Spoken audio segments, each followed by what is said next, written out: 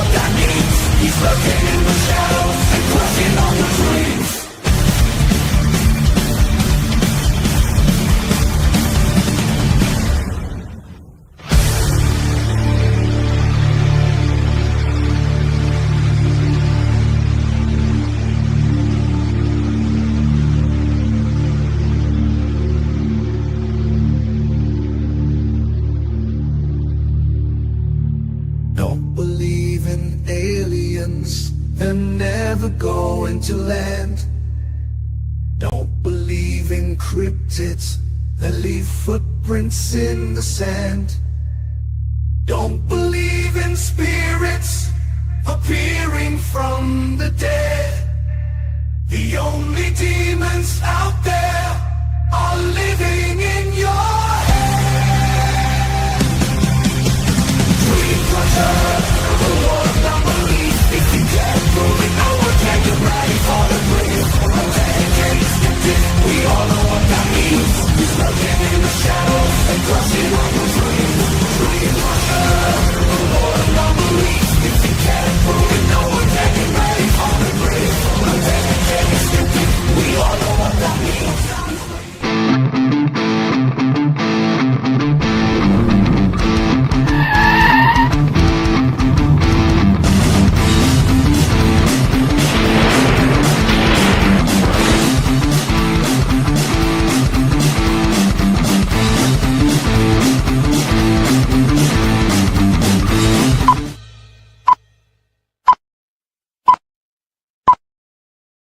Oh my goodness. The timing was perfect. I burped so loud. You guys just missed it by a second. I'm watching Like, the countdown. I'm Lord. like, oh, come on, get out, get out. Hello, everyone. Welcome back. It's been 2 weeks. I've missed this so much. Hello, Donna. Hello. Donna's here. And we are back with another episode. It is episode 199. We're almost there. 199. Yeah. There. I know 200. Amy wanted me to go to Bingo next Friday, and I was like, You can't. I can't do can't. next Friday. Yeah, it's 200 episode. Yeah. And I we're going to told her. have the very nervous Jade Kitten as a co-host because she's a little nervous. So everyone give her encouragement Yes. about coming on the Kitten, show. You'll be fine. Yeah, you're going to do fine. You'll be fine. You're going to be right next to me over there. this side. You'll be on this side. And we will be doing this together. Don't worry about it. We'll be taking questions and having debates, and you can be all snarky and stuff like that we see in the chat room. So it's going to be fun. But tonight we got a guest. So let me get through. Oh my goodness, I have to get through the rules. Where are the rules? Let's get rules. See how I did that? On point, baby. On point. Rule number 1, you are welcome to ask questions. That's what this show is about. It's a learning show. And Donna, you were right. I'm sweating. I told you. I was doing the air drums during the opening song, and I was so excited. I was not only doing air drums here, but I went to my second set over here. Yeah, I told him. I said, you better knock it off. You're going to start sweating. Yep. She yelled Here at me. it comes. And I go, oh my God, I can feel it. Rule number 2 is that I don't know everything. That should be obvious to most of you that watch this show every week. And that also extends to the guest. Sometimes I have a guest on, they don't know everything. So just be aware of that. And if we say, I don't know, it's an honest answer. And we'll try and look it up for you and, different screens. And especially tonight, if you ask questions, I mean, you got 2 people in the house that will definitely look up shit for for you and try to figure it out because we are a little OCD with that. Rule number 3 is that we follow the Patrick Swayze rule here, and that's be nice. You can be in the chat room. You can discuss things, which we encourage. Discuss things. Have conversations about what we're talking about or side conversations, whatever. But just don't evolve into name calling or, anything like that. Because if you start fighting and you get really nasty, Queen Donna will boot your ass out of here. Divine. I'm sorry. Did you hear that attitude? Damn. And I was like, even the look, like, Divine. Hello. Do you not know my name? From across the desk. Whew. Make me all sweaty. Yeah. Right. That's making scared. you sweaty. I can take on anyone in not the feeling paranormal world. But is that from the baloney earlier? Is that why he's not feeling well? That was Seg's baloney. Rule number 4 is that if you do have a question, please do us a favor, put a capital Q in front of it. That way Donna can put it in the queue for later. Because as always, when we do have a guest, the first hour is for me to ask questions and engage in conversation. And then the second hour is for you guys to go through your questions. Hey, Mary Jane, Gin Juice, thank you for the one gifted membership. That's awesome. Thank you so much. Rule number 5 is drink up. That's my favorite one. I only have water tonight. Tonight, I am partaking in a different kind of specialty. It is peach tea with sweet tea moonshine that I picked up on my trip last week. So it's feeling good. It's really, really doing good. All right. With that said, let me get back here. Let me put up my special guest. Or should I say hi to people? I didn't say hi to people. Hi to people. Let me say hi to people real quick. Let me put Donna back up on screen and say hi to a bunch of people. Raven, Giselle, Marie Jane Gin Juice. Sorry. Michael Burkeen is in the house. We got Enger, Julie, Jaya. I always screw up on the names. It's been a week. Caroline. It's been a week. Cat Mac. It's date night, Cat Mac. What's up? Blast Rights is in the house. I saw Malachi earlier. Wandering Wenchy. I know Jade Kitten's in the house. Julie N. We got Wisdom is in the house. We got, the side-eye guy. I see him. That's good. How's that baloney stomach going? Feeling pretty good. The laughter you hear in the ether, that's our guest in the background. Chris Williams.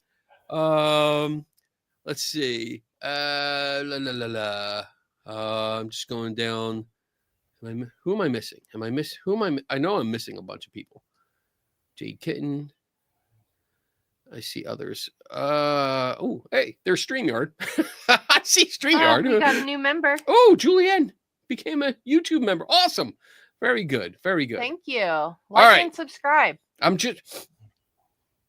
Are you smoking? No. I can smell it. Oh my goodness, I'm going to be high. All right, let me bring our guest on because I'm going to lose it. I doubt I'll ever eat again. Good. There's Tim Binga. Hello. Tim. Hi, Tim. Hello. I'm sweating like a pig. I know. I told you to stop. I couldn't help it. I was in it. I've been away for a week. I had to get back into my jam, which I can't. You can't really stop it. Stop moving. I'm like so excited. Well, it's good. It's very good that you have a nice, level-headed, low energy librarian on tonight to keep you nice and calm. Yeah, whatever. Teenage AT, what's up? So for everyone that's watching, if you've been in the chat for like ever, you know a gentleman by the name of Obscure Reference Man. And that's who we have here. That's Tim Binga, our CFI librarian and wearer of many hats. So because this is the first time you're officially on, I mean, you were on, we did an episode where we talked about Joe Nickel and his passing. Is Tim still in the basement still? Well, yeah, that's why it's so dark over there, because he's in the basement. We don't let him out much. Bat cave. Batcave. We had to feed him dinner tonight. Yeah. Where's your Batman? Staying later. Oh, there it is. It's down low. Down low. Okay, there it is. Yeah. Nice.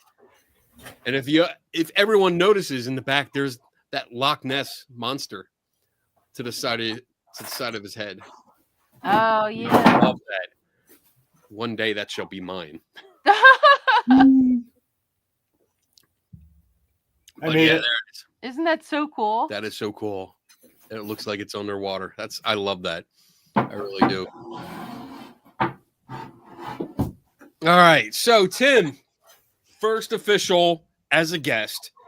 You're in here. We asked the same question of everyone. Hey, Stuart Weiss. What is your origin story? Tell us how you came to be the CFI librarian and what you do around here. Just tell us a story, Tim. Okay. Well, one day I went to the library and I pulled off a book off the shelf that was about radioactive spiders and it bit me. Okay. All right. You don't believe that one. Okay. No. I started here back in the 1990s. There was actually a date before 2000. I actually started here after going to college for music and history, and I have some degrees and all that stuff. And eventually I got to CFI because they needed a librarian here who could catalog. So Tom Flynn is the name you probably heard times here.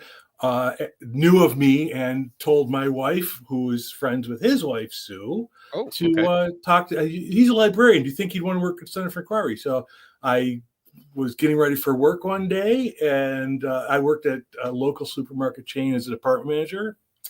And I, in the shower, and I hear the phone ring. Hi, Tim, this is Tom Flynn. We want to talk to you about a library job. So I had an interview in my kitchen dripping wet with... So Yeah, this exactly. story just got interesting. The show has made an evil turn, yes. Yes. So specifically, I knew of Skeptical Inquirer before my aunt read the magazine, and I was interested. I've never been a God believer or whatever per se, but I was never really out of it. But once I started working here, I learned all the things that we do here, and I got really invested in it, and that was a big thing. Okay. The free thought stuff really speaks to me on the one side, and the skepticism does too. As we've talked about in the other show that I was on talking about Joe, I worked for Joe a lot and doing a lot of research for him over the course of time. I do a lot of research for the free thought folks. Pretty much my love is research and technical librarianship. Right. So I do things with computers. I research. I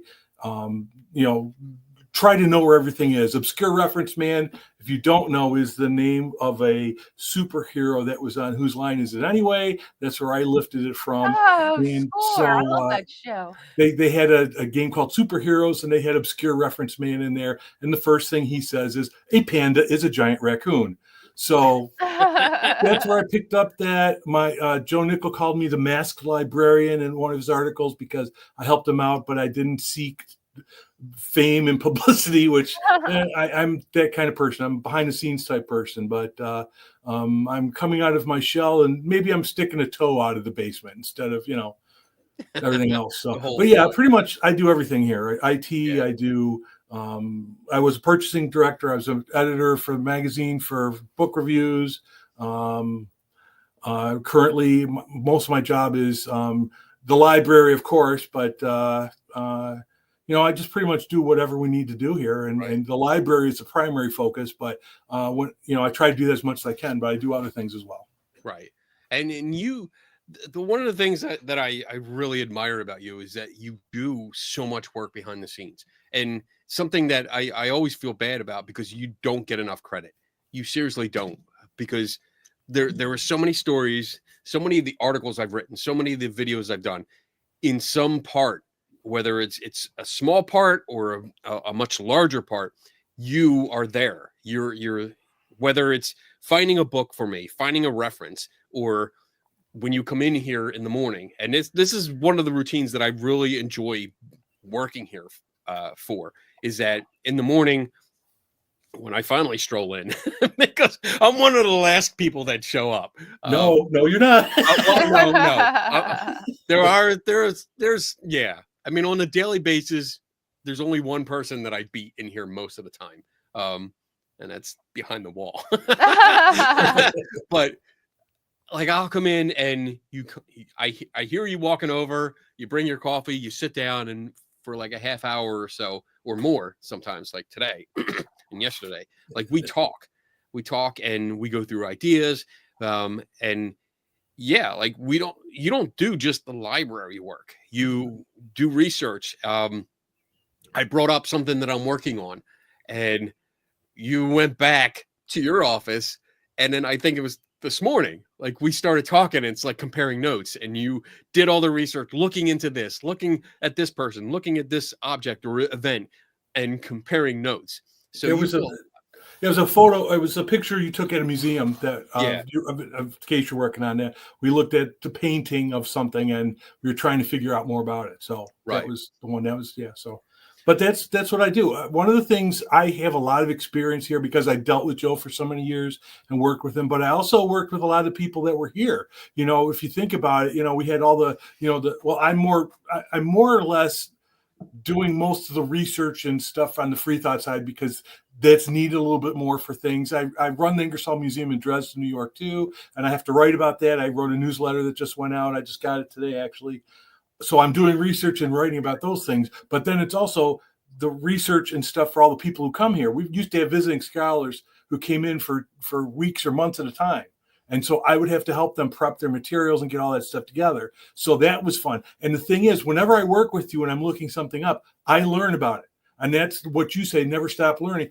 I'm learning every day. I learn cool stuff, and that's what keeps me excited. So that's awesome. I love that. Yeah, that's why Tim's in his office right now. Yep. Because he didn't want to sit next to Kenny because he wanted a chance to have to look. If he had to look something up, he wanted to be able to do it. Right. You got we it. talked about it this morning. And it's like, yeah, hey, Donna mentioned this. They're literally right across the hall from each other. Donna mentioned to you, said, Donna thought you should maybe sit next to me. No. Yeah, like, not a good idea. I know. No, it wasn't that kind. What the hell, You man? weren't doing the Jack Reacher walk. But yeah, he is like, it'll take me all of 10 seconds to walk over to his office where he is. See how fast you can run. And we No, you just stop sweating. No, stop. Tim's door is going to be closed. I didn't lock it though. Hey, look, I'm here. Hey, if you click on that, you can see all the comments. Oh, all of them? That's, I didn't know that. all the comments. Yeah, Oh, there you go. There you Oh, go. yeah, Tim. no, I Now just you didn't know can all the see kind of There you go. There's everybody. Oh, wow. There's people in here. I'm glad you ran over. There you go. See you later, side-eye guy. Hope you feel better. He has to go. Does his tummy hurt? No, he's got a ghost hunt tonight. No, his tummy hurts. It's all that baloney. Oh my God. Pat says 8 seconds. You're counting? That's awesome. See? I made it. I'm winded. I know. Kenny needs to get more steps in. I need a drink. Hold on. I'm getting there. It's not as bad. Like 3 days ago, I would have been like bent over, like, It'll be like 20 seconds. Cat says 11 back. I thought it took him longer to get there. That was fun. One thing I did want to mention, since I saw her name, you did not mention about Cat Mac's little gift to you. Oh yeah. Oh yeah. Oh my gosh, that's so funny. I have to say, like, I got a nice letter, and it actually arrived on Monday. Make sure there's no. All right. So, letter in an awesome envelope. Where's he going? Is he coming over here? There he is. Nice letter. This is awesome, like paper, really cool paper. But she wrote me a letter, and then it had individually wrapped postcards with the day of the week on them. So I got a whole bunch of postcards because I love getting postcards. So you got them. And they're all One every Monday, day? Tuesday, Wednesday, and Oh, I that's open them funny. one a day because that's what she told me to do. And I think it says specifically, don't cheat. But yeah, if I don't do, think he did. I don't think he did. no, I that there's the, it says 1 per day. You can't really see it. It's dark. So read the letter first. So I did that, and I love it. It was great because every day I was coming in and like get settled. I was like, oh, all right. And then I think 2 of the days you were here, in the office, and I was like, oh wait, it's gotta open the postcard. Let's see what it is. And I think what was it was Jimi Hendrix. Jimi Hendrix, yeah, and then Marilyn Monroe was today, I think, yeah. I said you could cheat, but future Kenny would be sad if you did. You're right. It was a good time. I'm gonna steal them because I didn't see them. All right. So yeah, like behind the scenes, you do a lot. You really do, and I consider you like an unsung hero because you do so much for all of us around here. And if we have a request, you're right there. You're like, yes, absolutely, I can help you out. Which is great. That's what makes this team so good. You, me, Eric, Nicole, we work together so well. We got Vance that comes in and does a lot. Paul helps out once in a while. It's a great team, and we're there for each other. So part of it is I'm a librarian, so I did want to. I don't want to say I'm about customer service. I mean, I worked in a supermarket for a long time and did all that. That turned me off to customer service for a while. But one of the things is you want to take care of the people as they come in. Now, one of the big issues we have here at CFI is African or European, Kit. Anyway. Oh my gosh, I'm not paying attention. These postcards are great. I love them. So, but the point is that I forgot my point now because I'm worried about the unladen customer service philosophy of a swallow. Anyway, but I like to help people. Now, we pretty much the library is open by appointment only. That's the reason for that. Isn't because we want to keep stuff closed off. It's because I don't have a lot of time, and I want to make sure that I help whoever wants help to find the stuff. Now, this is an invitation to all you folks out there. If you're doing serious research, feel free to contact me. I like doing research. I'm not going to be able to, send you. I have the running joke about 4th graders. I got a letter once that said to me, "Oh, could you please send us everything you have on UFOs?" Okay, back up the tractor trailer. We've got tons of stuff on UFOs. So if you guys are willing to work, I'm willing to work. So please feel free. Right. But the point is that we're closed because our not open by appointment. We're only open by appointment. When you get drink for dinner. I know, sorry. Or if you mention Kenny's name, they might let you in. But the point is that I want to take care of the people as best we can, and the way to do it is to make an appointment. Right. And if you call or talk about it, I can help too. I'm working on a project that will hopefully yield a book that will help people in paranormal fields, things like that too. But it's a long way off because I've actually slacked the last few weeks. So, but anyway, so it's still good. I mean, and you're right. Like getting people in here, there's a lot of reference here. There's so much downstairs. I mean, you guys, some of you guys, I've done like members only videos where I've walked through the libraries and showed everyone like what's down there. And how many items are there? 80,000 volumes of books. Yeah. There's a lot. It's a lot. And it covers all kinds of paranormal free thought, skepticism. It's amazing down there. Science, alternative medicine, philosophy, religion, Scientology. We have some of that down there. Yeah. Lots of cool stuff. We still need an e-reader. Ghost stuff. We totally need an e-reader. You do? I want one. I have 4 or 5 at home. Maybe I can lend you one. E-readers? Yes. The Scientology ones? Oh, they're e-reader. I thought you were talking about an e-book reader. Oh, no, not those. No, that thing. Yeah. But we got to talk to Jim Underdown. Yeah, we got to try and get it here. So if people do want to make an appointment, they just contact you, right? Yep. And set up an appointment, and then they can come out. And then for that, like a bonus is that you come here and you usually get a tour. Like you'll get a complete tour of everything because we're so excited to have visitors. I think is this a question? Like she wants to come visit? Can I come live there?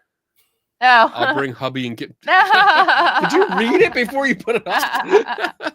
She wants to come. The reason the reason why you can't is because Kenny's taking over every office and every space, so there's no room except for Yeah. Kenny's stuff. So And he's allergic to cats. So, no, it won't there's no work. cats allowed here. But yeah, if there's an office that's open, if it's not locked, that doesn't really matter. If there's an empty office, I will come near it, and it's mine. So you mentioned other things, like you're in charge of the library and you help out with a lot of research. And again, like anytime somebody mentions a book that we should read or reference or something, like you're on top of it, and it's usually here within a few days, and we get to look over it, which is great. But you also, he orders them Friday night and they're here Monday. yeah, like by Monday or Tuesday, they're on my desk, and I'm just like, oh, that's one of the reasons why I'm in the chat, because then I can see, oh, what about this book? Oh, here we go. But you also do work with Free Thought and the Ingersoll Museum, which is something you mentioned. And so, can you tell us, like, what does Free Thought mean? Okay.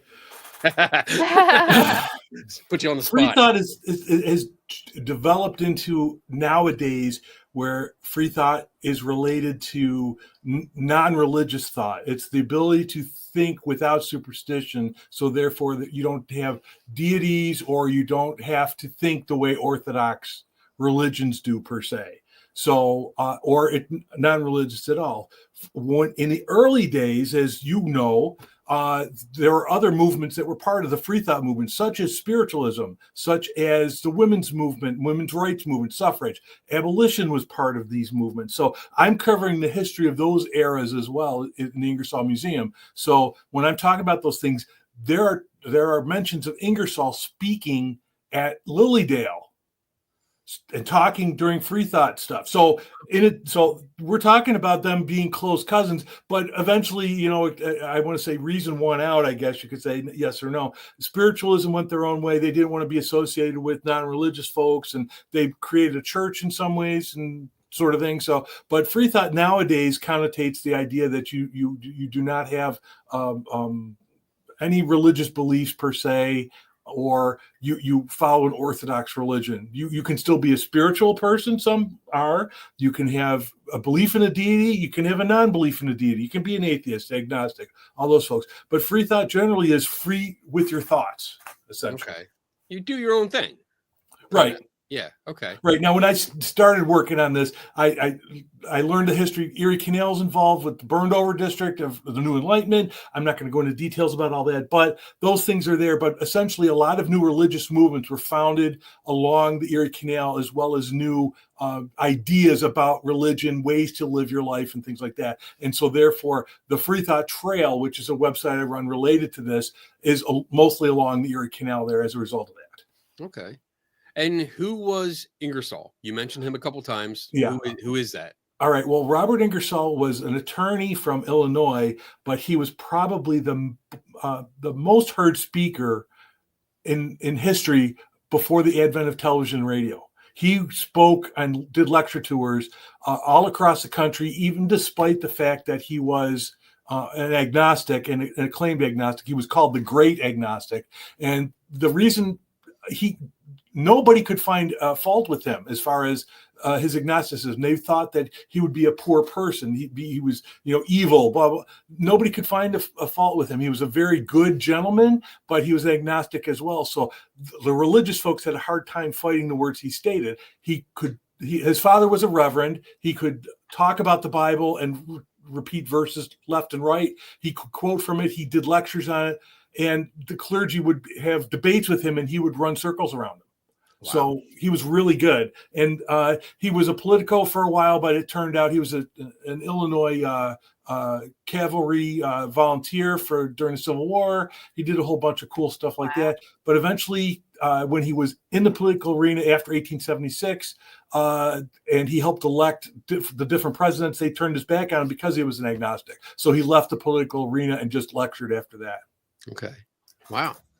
But he was one of the founding, was he, I don't know how to say this. Like he helped birth this idea of free thought. Well, no, he was probably the best spokesman for it. It was you had people like there was D.M. Bennett, who was a free thinker and started a newspaper called The Truth Seeker. There were some other people. You have people going back to Gilbert Vale in the late 1700s who wrote about it here. We have downstairs in the library first editions of Thomas Paine, The Age of Reason, which is the first or early deist work in the United States. He was a deist, and that was one of the founding documents that helped establish what people are thinking today about free thought. Okay. Yeah, we have a lot downstairs. There's amazing. I mean, when I tell you, like, I can go downstairs and be lost for hours at a time. Like, I'm not kidding. I go down there and just the rare books room that we have by itself. I don't know what half the shit is. Right. But I'm like, this is It's amazing. interesting. It's interesting to read like what they're saying, how they're saying it.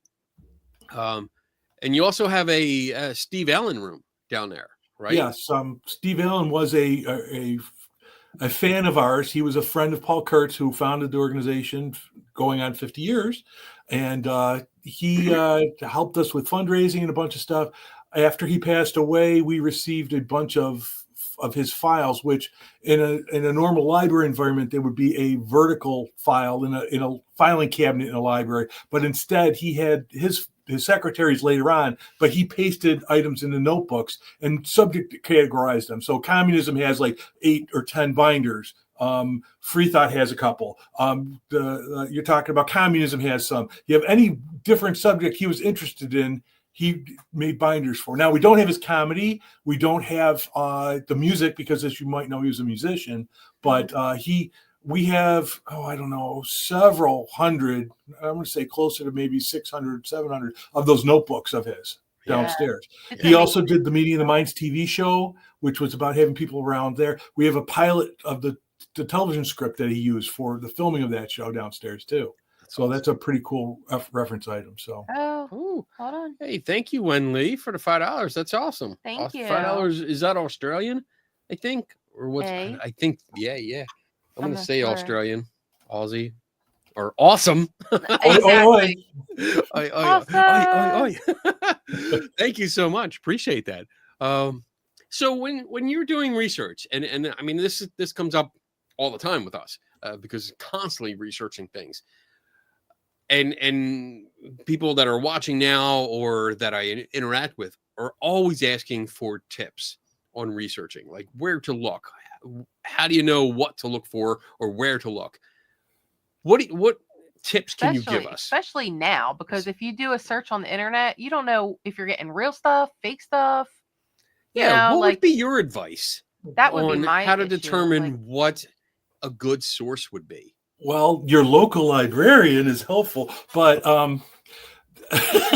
Tell a story, Tim. It's not story time. Sit down. Anyway, I'm sorry. I'm really not very good with kids. That's one of the reasons why I probably am not in the public forum. But anyway,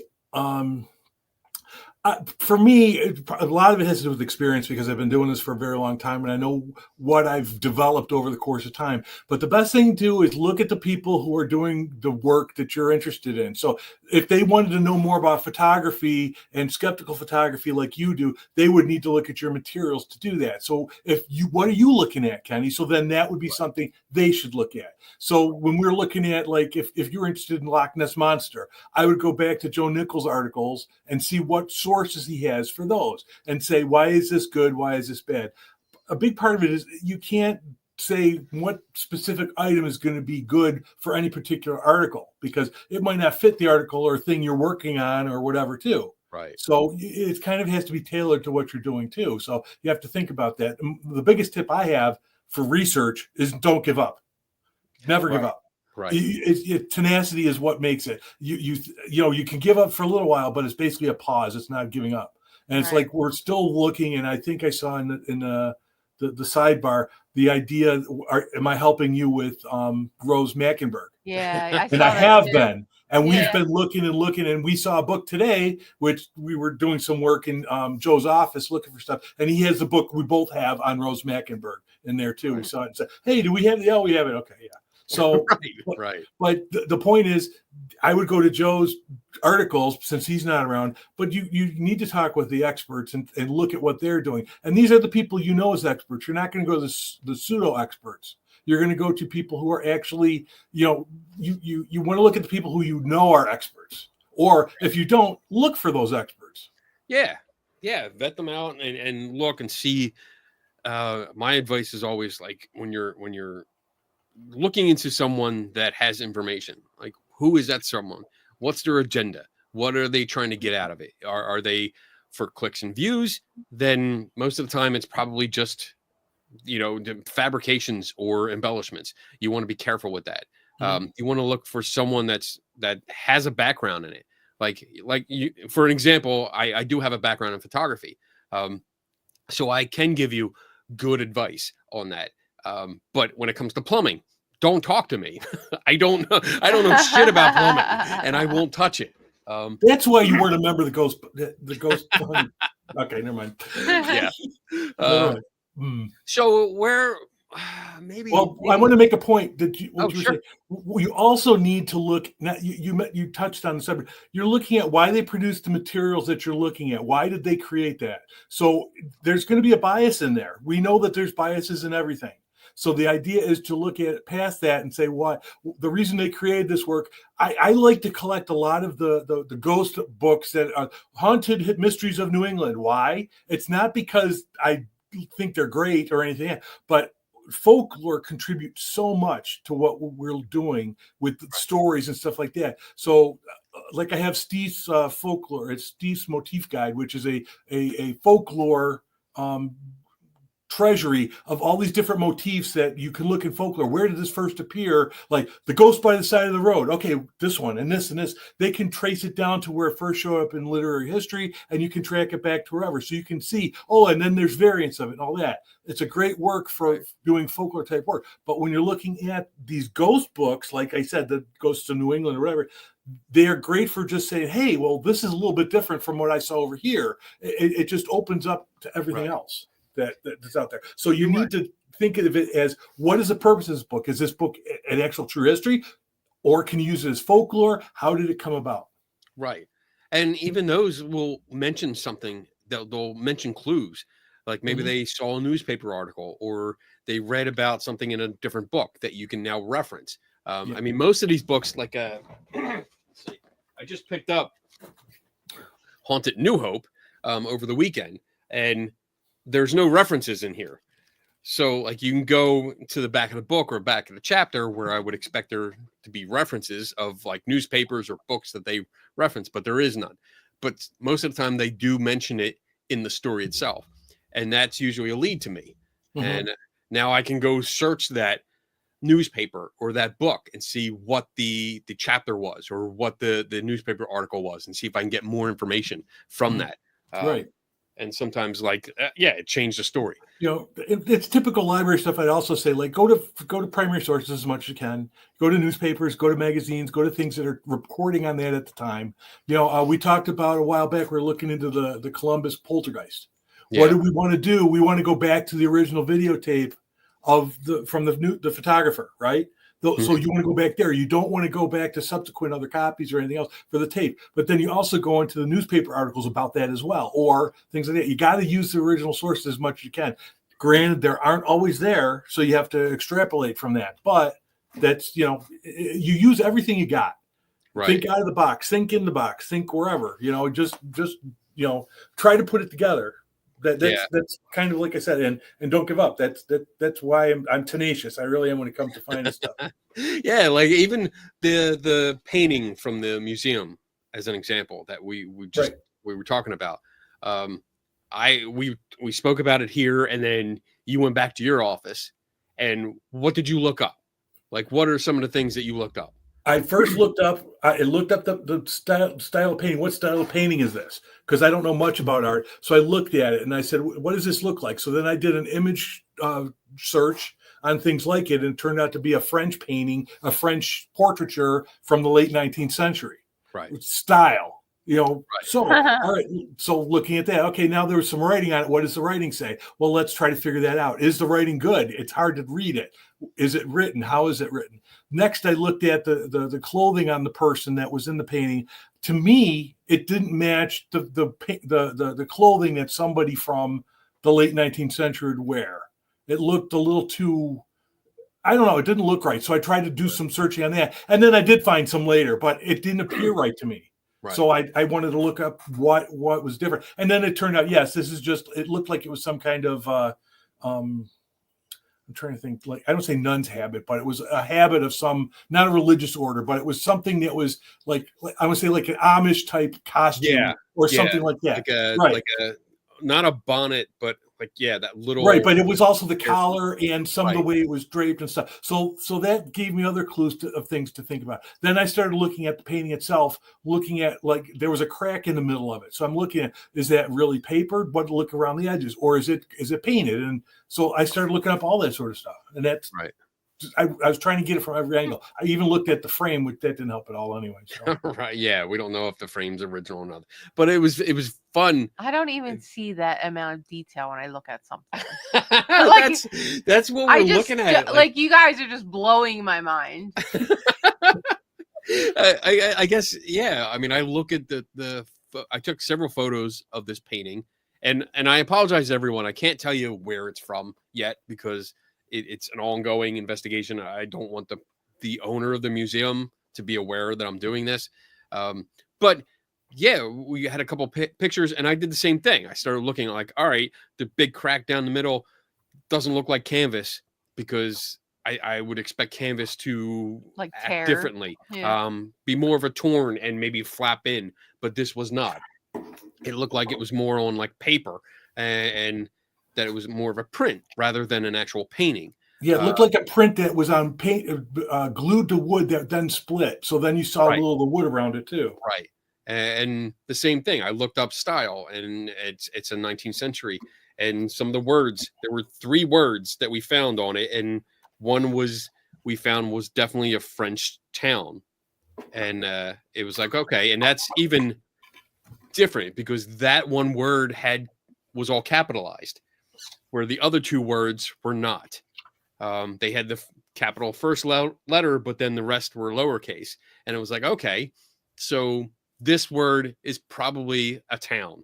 And I think you found that. I think you were Eric. Well, no, Eric behind the wall found the town. They were both towns there. I found one of the towns. He found the other, I think. Yeah. And so now we have a better idea of where it's coming from. And it contradicts the description of the painting from the museum. And that's what we were looking into. So, I mean, that's why I love coming to work every day, because I get to sit down and try to investigate and solve these mysteries, but I can sit here at this desk, and Tim is usually sitting where Donna is, Eric's over here, and we have this conversation and we work out some of these details, and we all have these research methods that what was it? There was something else about that I forgot I wanted to bring up that I thought about when we were looking at it, and it just clicked to me that why didn't we think of that too? You know, it just came up to me all of a sudden, like, oh, what about this? We should have looked at this up too. But you know, the words that were on it.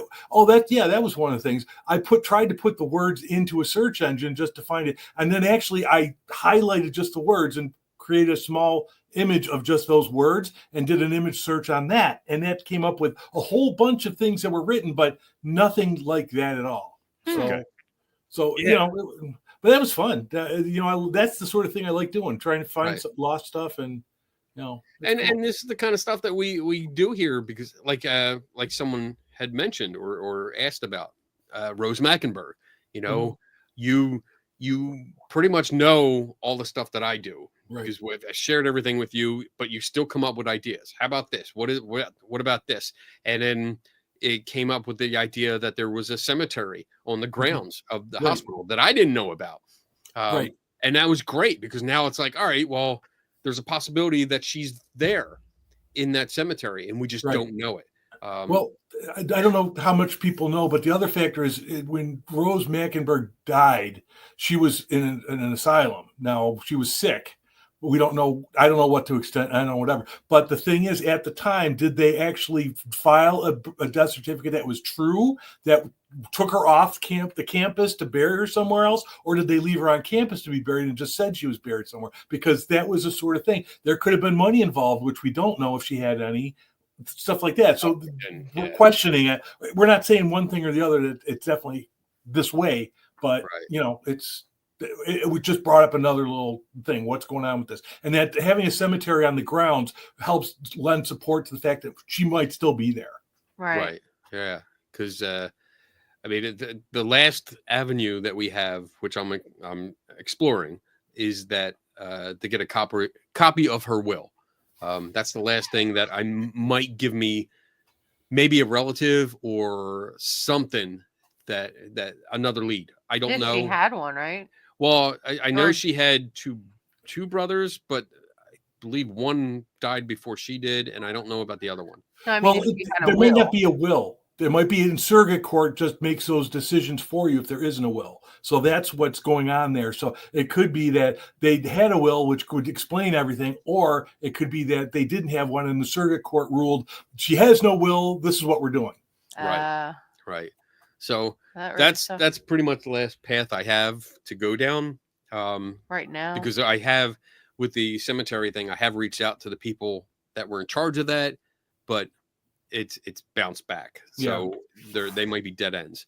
And we may never find her. But this is the kind of, I don't want to say fun, because that doesn't feel like the right word, but it's enthusiastic and it's exhilarating to be part of a team like that here, where we can do that. We can come together and sit in this office and have a jam session, a research. Right.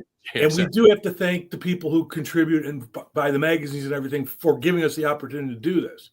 Yeah. Because that's a big thing too. I have donors who contribute to the library. I have donors who contribute to the Ingersoll Museum and other things here. And we go out on donor visits because, we want to visit people and talk with them, but we're not going out there just to ask for money. We also want to just show you what we're doing.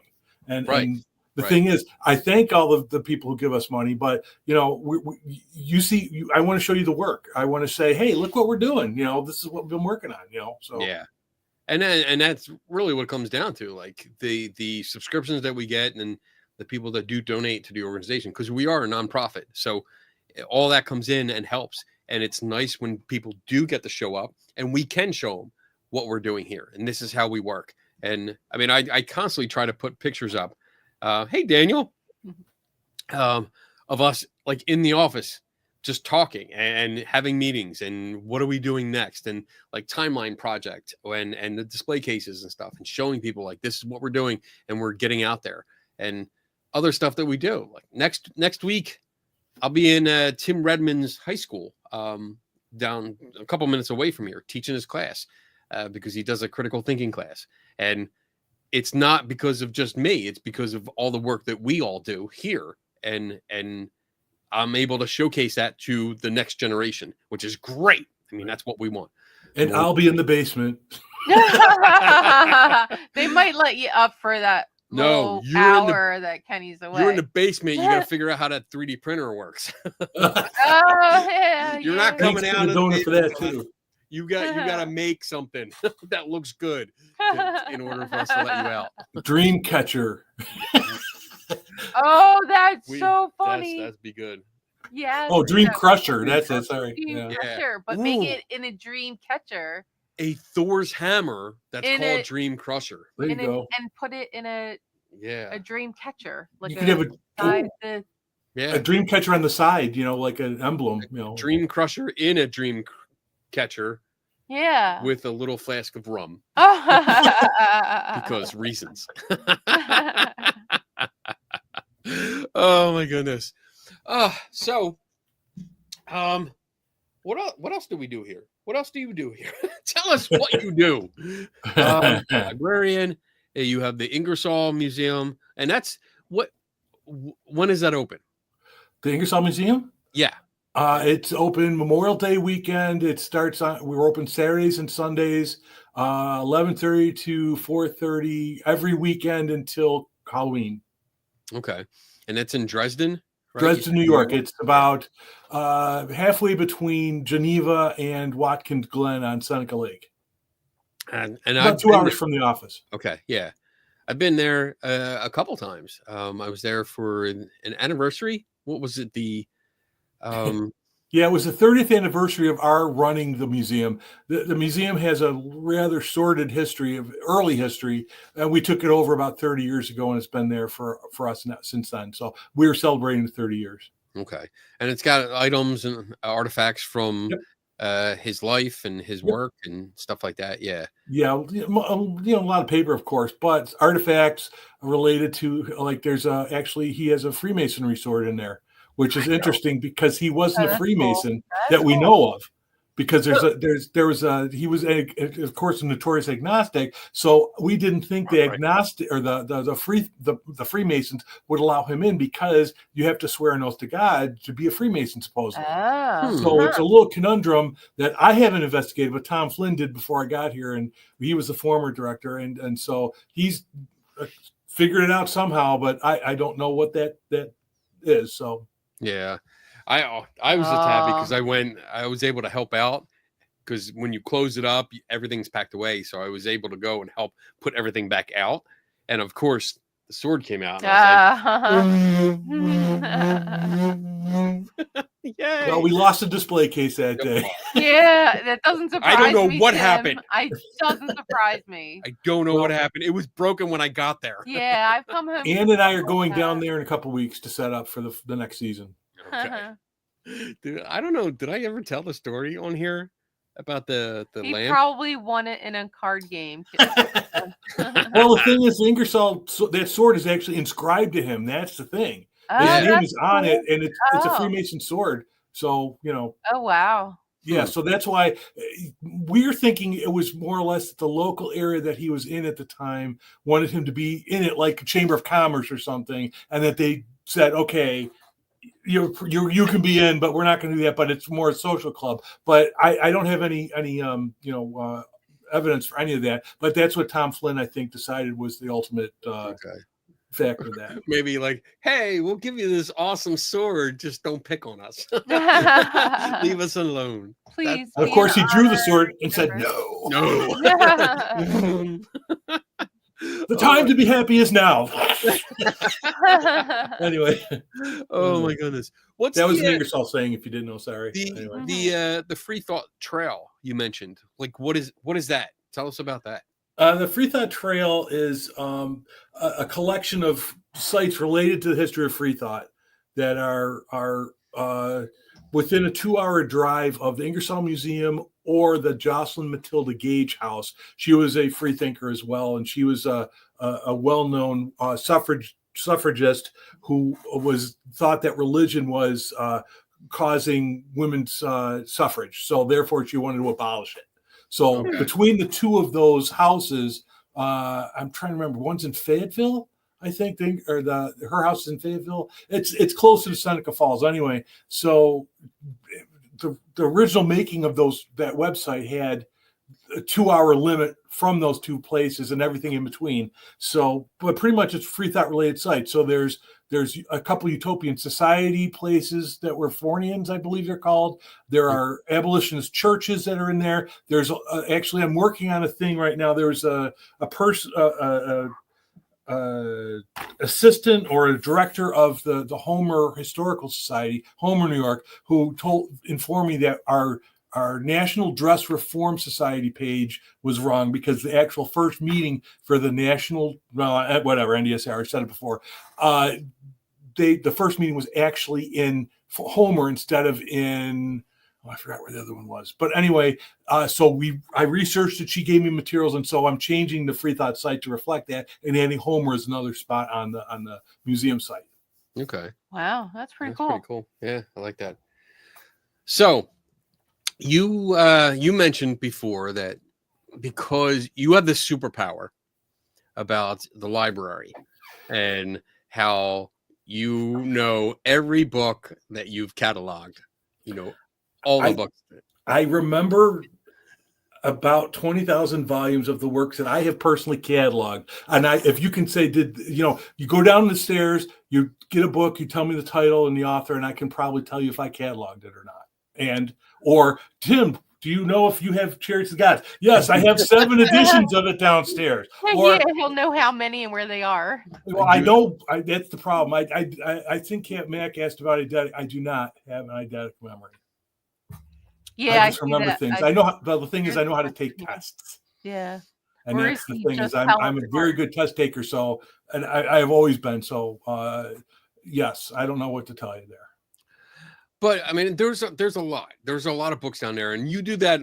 Like when I started here, I was amazed because I would mention something, and you're like, "Oh yeah, we got it.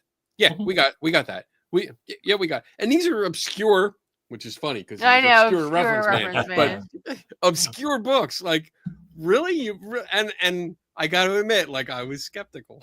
Yeah, Kenny would have to go down and check. Let me go check. Yeah, and then I went and got it, and what happened? Son of a bitch. Yeah, we do have that. He does know. God damn it. All right. So, but so how many? Like we do boast this idea, and I've heard you say, and I repeat it, but we have the largest collection of like skeptical free thought. All right. Yeah. All right.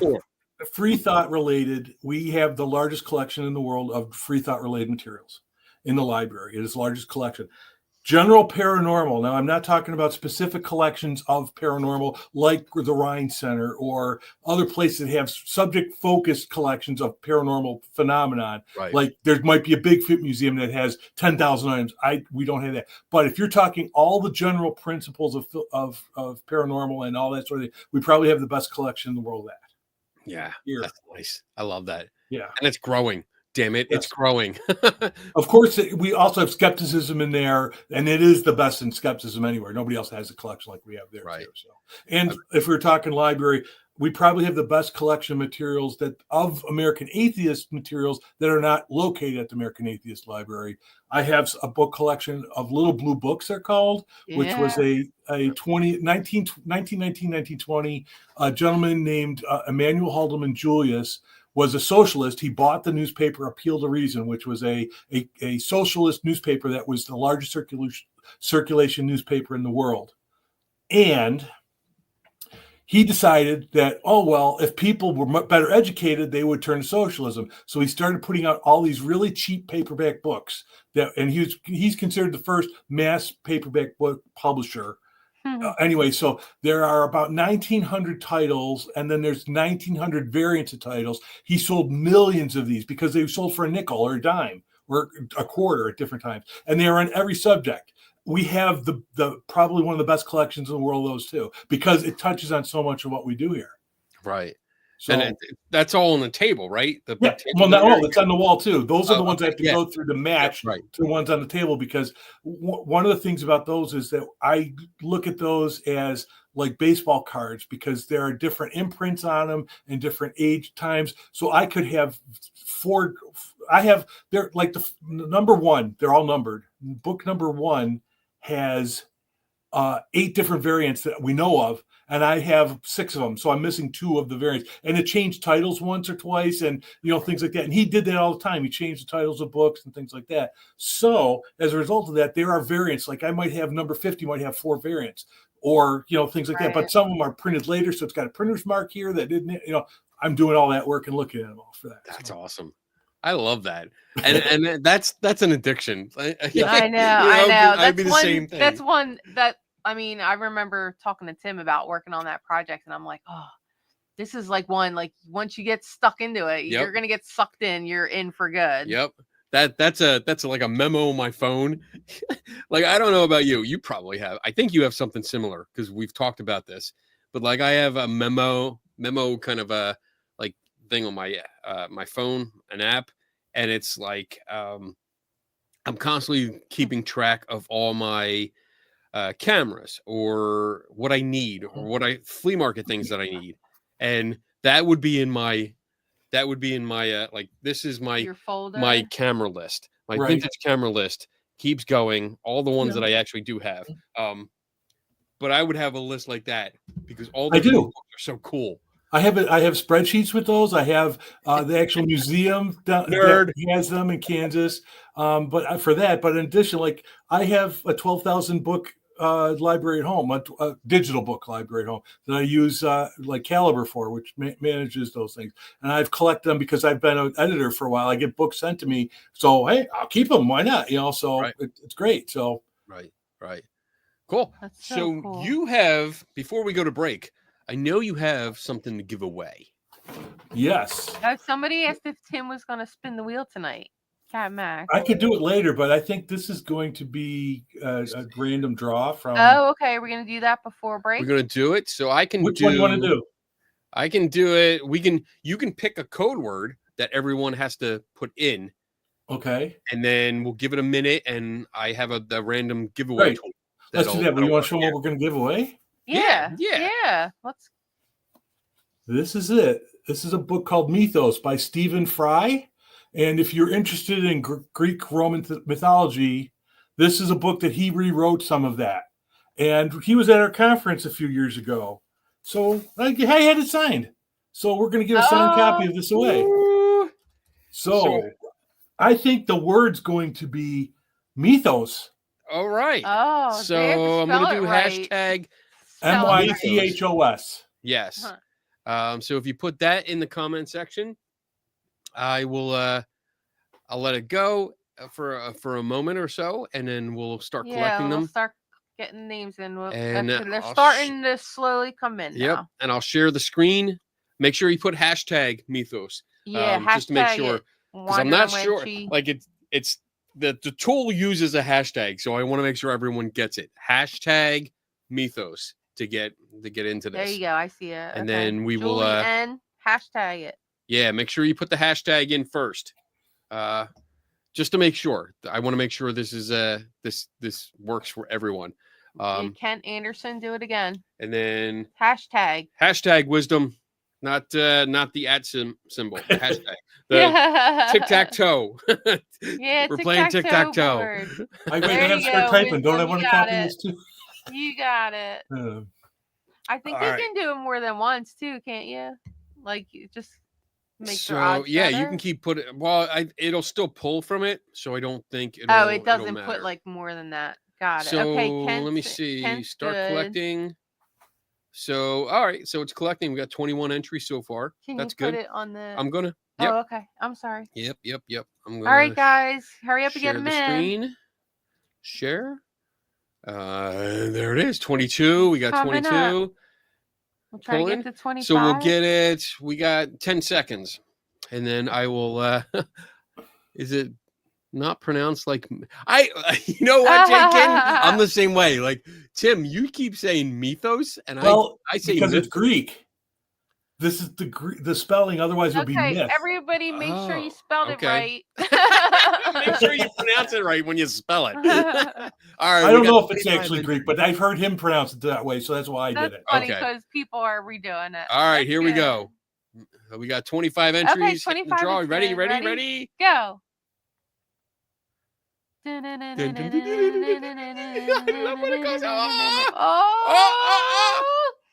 Who's it gonna be? Wandering Wendy. Woohoo! I'm glad you went back and fixed it. Yay! Awesome. All right. So I'll write that down. Wandering Wendy. So I'll put the banner up so you can send your information. One mythos to Kenny. Yeah, send me your information again, even if I have it, but send it to me again. At the email, and I will get that out to you this weekend or not next week. Next week. Next week. Right. Yeah. kbiddle@centerforinquiry.org. Thank you. You're welcome. Donna. Well, if people can't read it, sometimes when you're on your phone, it's short. Right. You can't see it. Okay. I can't see mine. All right, sweet. So we're gonna go to break with that, and then maybe when we come back during the question hour, we'll do another giveaway because we have, I don't know if you've noticed, but the prize board is up. We have a few more extra prizes on we the have board. we're gonna have to go over what's on the spinning wheel. I'll have to show you because I changed it up a little bit with the suggestions of Donna and Tim. I You made... left off the one about washing cars. Shut up! Don't tell him that. I don't want to do work. Work smarter, not harder. All right, everyone. I will see you back here in 4 minutes and 9 seconds from now.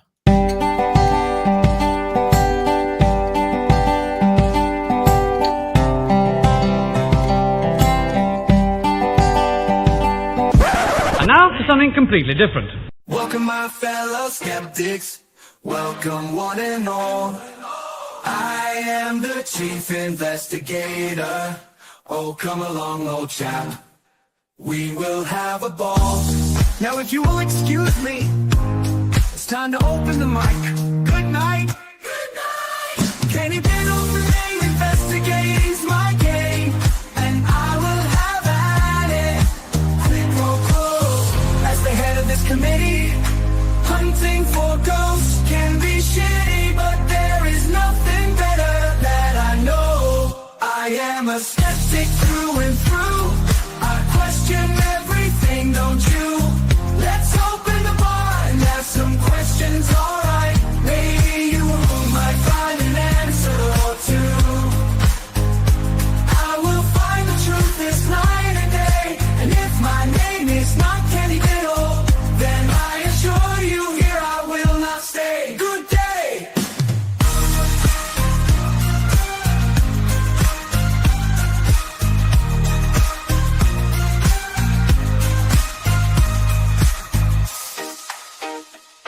Kenny Biddle's the name, goes hunting's the game. I won't let anything get in my way. Too many fakers out there, too many chefs, too many toe tappers, none of it makes any sense.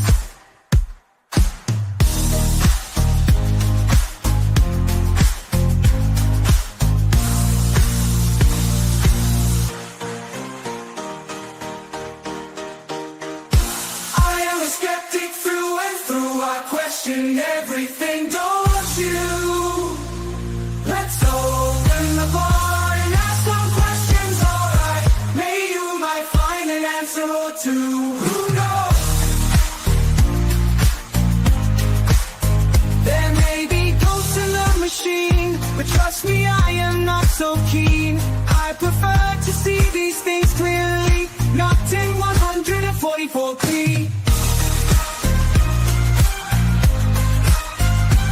I am a skeptic through and through. I question everything, don't you? If you don't think I am right, let's open mic night. Yeah, yeah.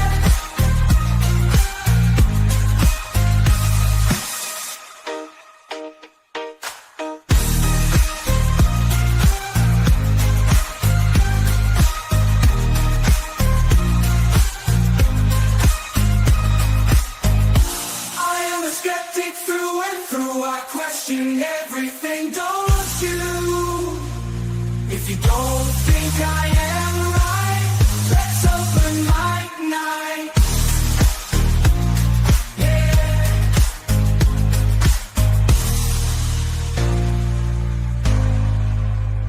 If you have an answer or two, let Kenny Biddle solve it for you. Let Kenny Biddle solve it for you. The one and only Kenny Biddle. Kenny Biddle. Kenny Biddle. Kenny Biddle.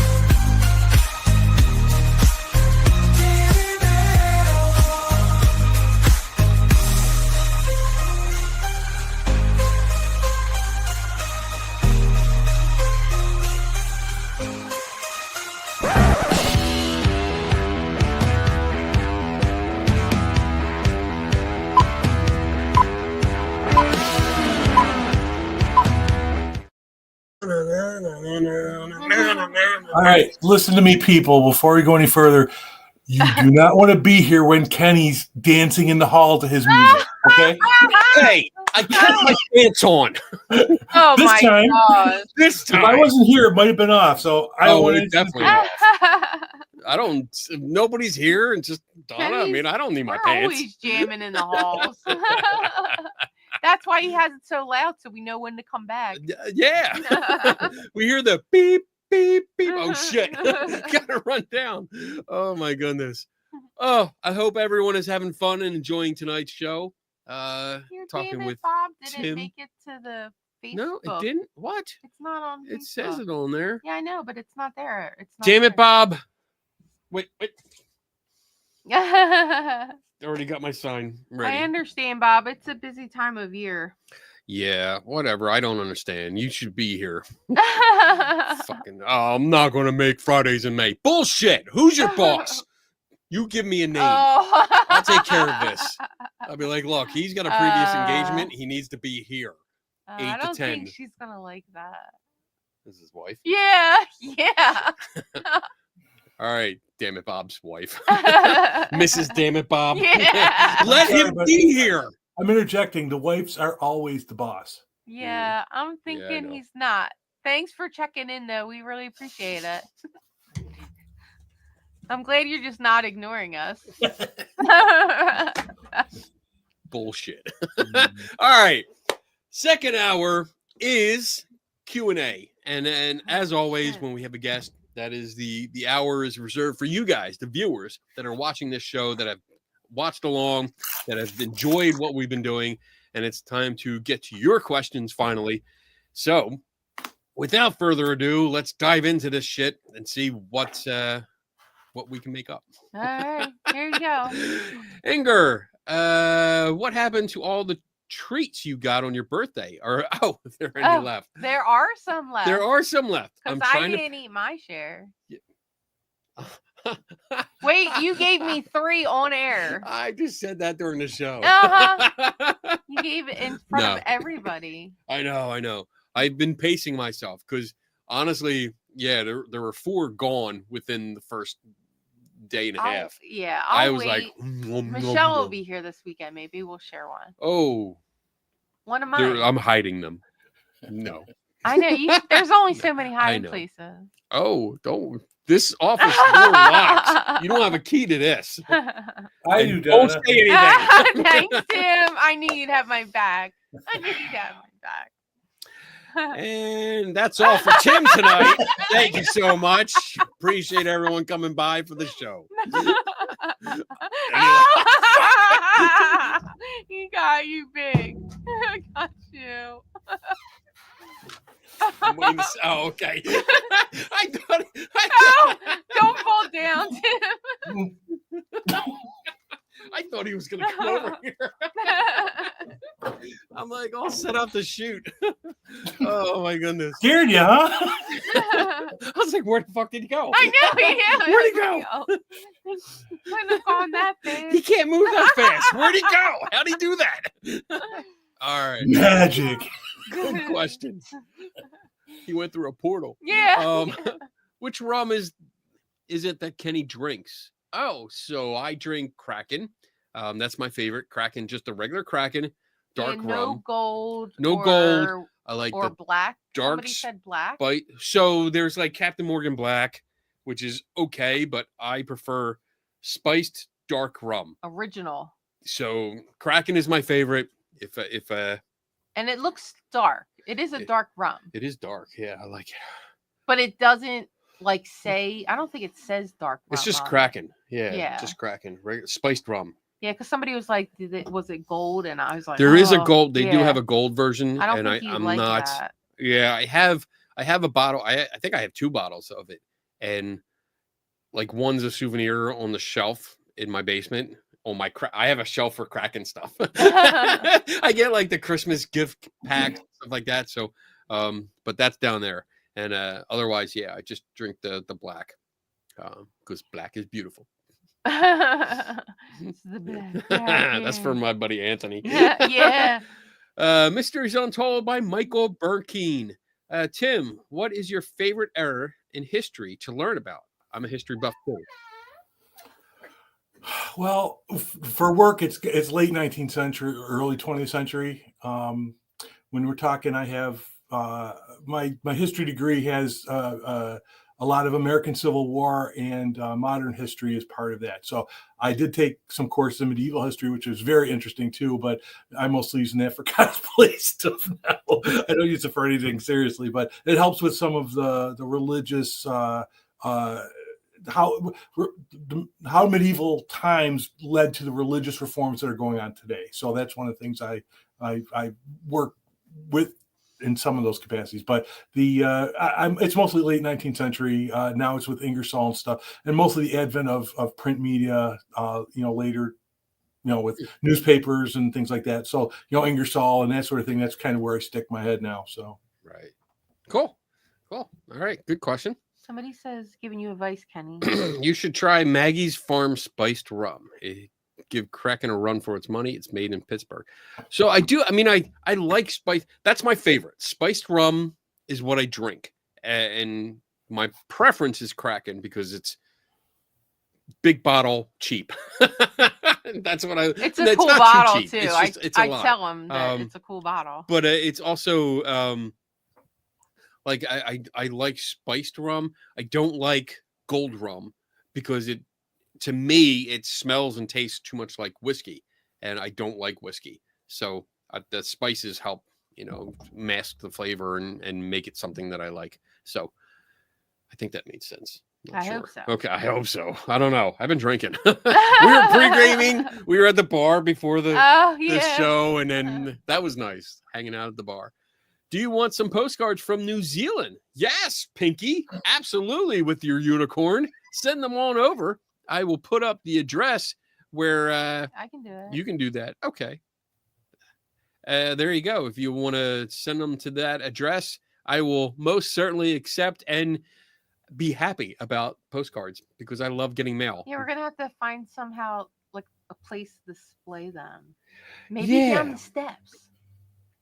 Like no, I can't do anymore. And oh, we don't talk about that place. Oh, I'm sorry.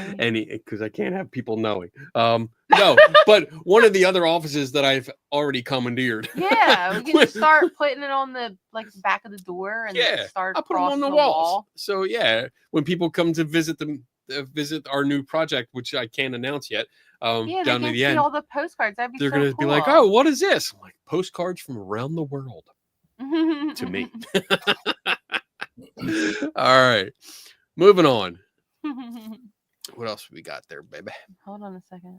Pinky with the unicorn. I love the unicorn. Senior Spook Fest. If you want a cool place to look up, Fort Monroe, Norfolk, Virginia. Insane history. I'll be going back for an investigation. I've never heard of it. I don't think Fort Monroe. No, I don't think we've. I don't think so. Yeah, I don't think I've been Norfolk? there. Norfolk, Fort Monroe. Norfolk. I've gone through Norfolk a few times. I don't think I've ever stopped. Monroe. All right. Let's keep going. Alrighty then. Dun dun dun. Mike Walt for later. Kenny. Oh my goodness. These are supposed to be questions for Tim. Okay, hold on. Go back to it. Here. So it's actually Tim who guards the Necronomicon. Drink. Necronomicon. I said it right the last time. Not Kenny. Yes, Tim guards all the books. Although I have a key.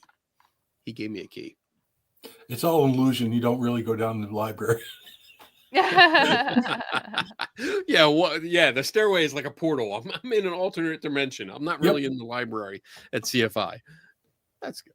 All right. What was that other question? I'm sorry.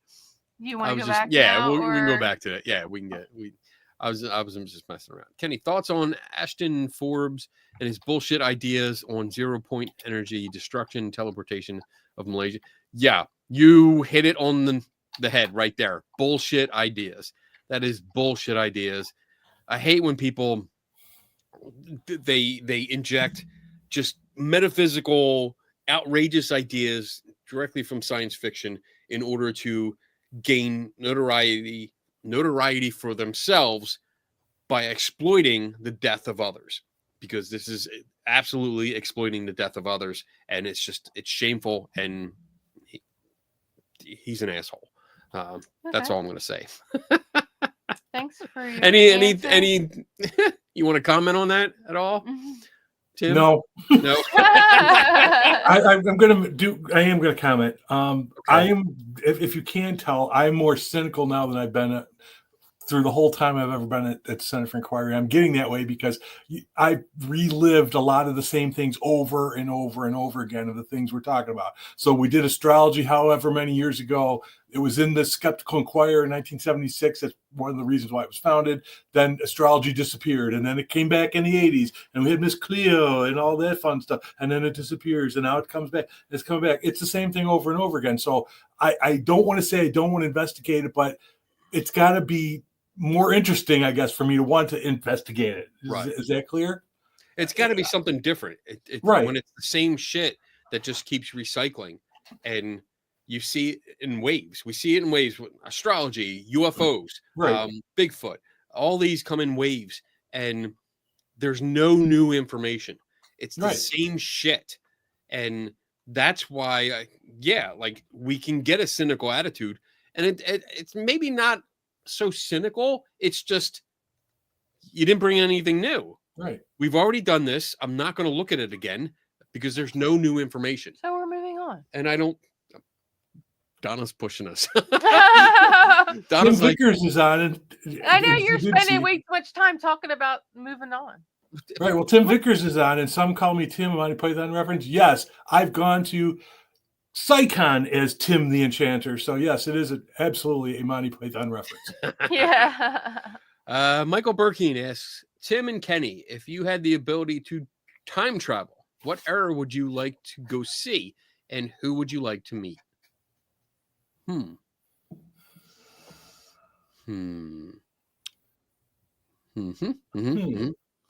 mean, for me, I would.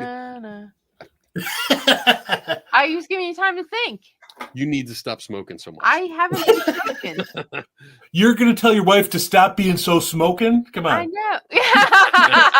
know. Really, Kenny? I know. You trying to get points? Yeah. Like, what's Tim's getting more right now.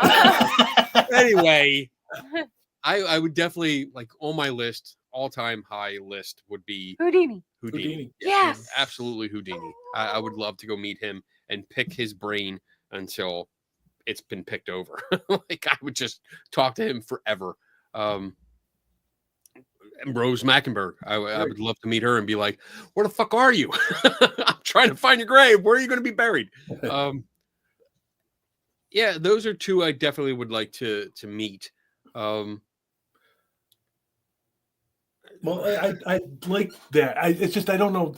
It's good people I'd like to meet, but I don't know. I would like to go somewhere to see an era of how things were going. But it's, let's say we go into medieval history and we wanted to see something that happened there. I like the idea of it, but I'd have to be there for a very long time because you're not meeting a particular person. You want to see what's developing, and it's kind of a hard exactly. You can't just go to the library. And then I want to go about 100 years into the future because I want to see where we go, and get some lottery numbers. But at least one. I just need one. Biff. Okay, I have to throw this in here because Puerto Rican, I need this recipe. All the rum talk makes me want to make rum apple crumb cheesecake. I am so in. Ooh. Send it to Kenny's email or that sounds good. I will make that and we'll eat it on the show. That'd be even cooler. Ooh, I like that. There you go. Skeptical baking with Kenny and Donna. Exactly. How cool would that be? That could be like a members only live where we just turn the camera Friday on and night you're making it, and we'll just talk and bullshit, and we'll go back and forth between the laser engraver and you baking. Yes, There's a TV show called Dinner and a Movie, so There you go. I like watching a movie, but I cannot stand the two hosts. Yeah, Kenny has a hard time. Oh my god! They come on and they make jokes, and I'm like, Kenny walks out of the room. Like, shut the fuck up! You're not funny. You're not funny. Off. Play the fucking movie. If we take your part out of it, we can see the unedited movie. Kenny's like, just shut up. Stop talking. Shut the fuck up. I know. That's exactly how it is. My pisses me off. They sew that way. All right. Oh, thank you. Will do, or via Kenny. Previous combos, Boss Lady Donna. Finger number. What is this code? Finger red number 1. I don't know. What is that? What's going on here? I have no idea what that is. Hey, Bob Christopher. Oh, Bob's in the house. Bob's in the house. Like, What's what? up, bitches? Bitches. We'll see Bob in a couple weeks when we're down at Penhurst. I'm looking forward to that. I'm looking forward to see Bob. I like Bob. Okay, here we go. Bob's New a good guy. question.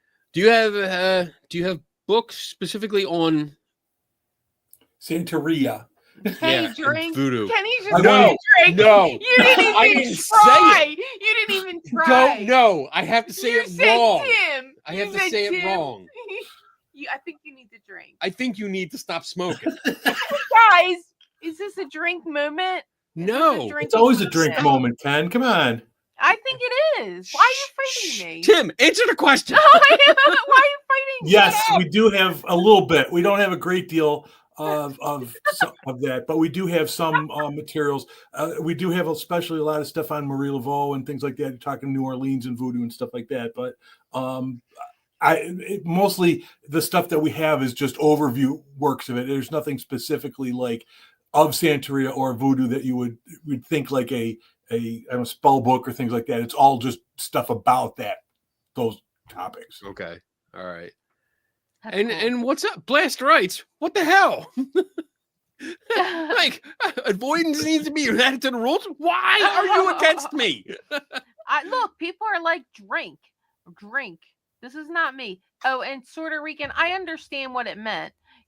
He put the things in, but it doesn't show the symbols. Oh, okay. All right. So it just says the words. emojis. Yes. Oh, okay. It's saying words instead of emojis. You know what? I got to bring this up on YouTube so that I can actually see. Because it people is are hard putting in there. sometimes. Like sometimes it'll just say a word and I'm like, what does that mean? What does that mean? What the hell's going on here? Let me see. But that's what that meant. Live. Go to the live. It's all right. So it's already there. So let me see. Oh, there it is. Oh yeah, it is like a big foam finger. Yeah. The number see, it 1. said Where'd you get that shit from? finger. Oh, that's cool. So, Okay. but Don't I you don't get do emails from that. Barry Carr with the big yellow foam finger? Doesn't he do that to you? Thumbs up. Thumbs up. Oh my god, that's funny. All right, now I have it up so I can reference it and see when people are putting like emojis and shit up. That's cool. All right. You feel Oh, I better see now? people Do you with feel that. better? Oh, I don't get to see this, like the little icons that I made. No, Or next to I don't people's see any names. of it. Oh, that's so cool. Should I be streaming somewhere else No, Tim, you so can I see could this. read? I'm going to no? show this. I'm going to show this. I'm going to show. Well, why can't we see it like that? I'm going to show because it doesn't come up.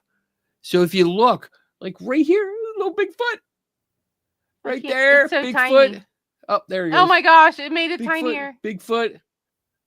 And there's an alien, and there's a Scooby-Doo. Kenny, every time you click, it Oh. goes smaller. and We're smaller. mirroring. Ah! All right, Yeah. I'm stopping it. Sorry. Infinite pennies.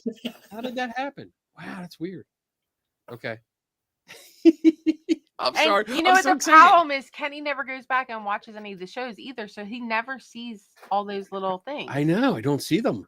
I'm gonna so have to happy. I think I'm gonna have to stream on the side. Wow. Yeah, we'll have to put it up. You know Like what? maybe I'll start split putting the- another monitor up I could use so a you bigger can monitor. have a That'd second be monitor nice. up. Bigger one. Hey Tim, we got any I monitors? need a Yeah, let me bigger go grab monitor. one for you. Dude, this is what we do all day. Yes. Like, I'll walk over and be like, "Hey, do we have this?" Oh yeah, we do. Yeah. And we'll I go need a get bigger it. one, and then I we love After it. the show, laptop. I got a Well, 19-inch. I got a 19-inch screen down there. You can easily put it. Put it right up on the cabinet. That'd be That way perfect. you have it right there. Yes, and I could still see everything. Yay. Oh my god. Thank you, All right. Tim. Yep. What else do we got? That's funny.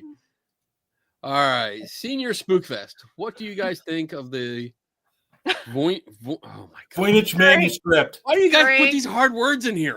Drink. Fudge.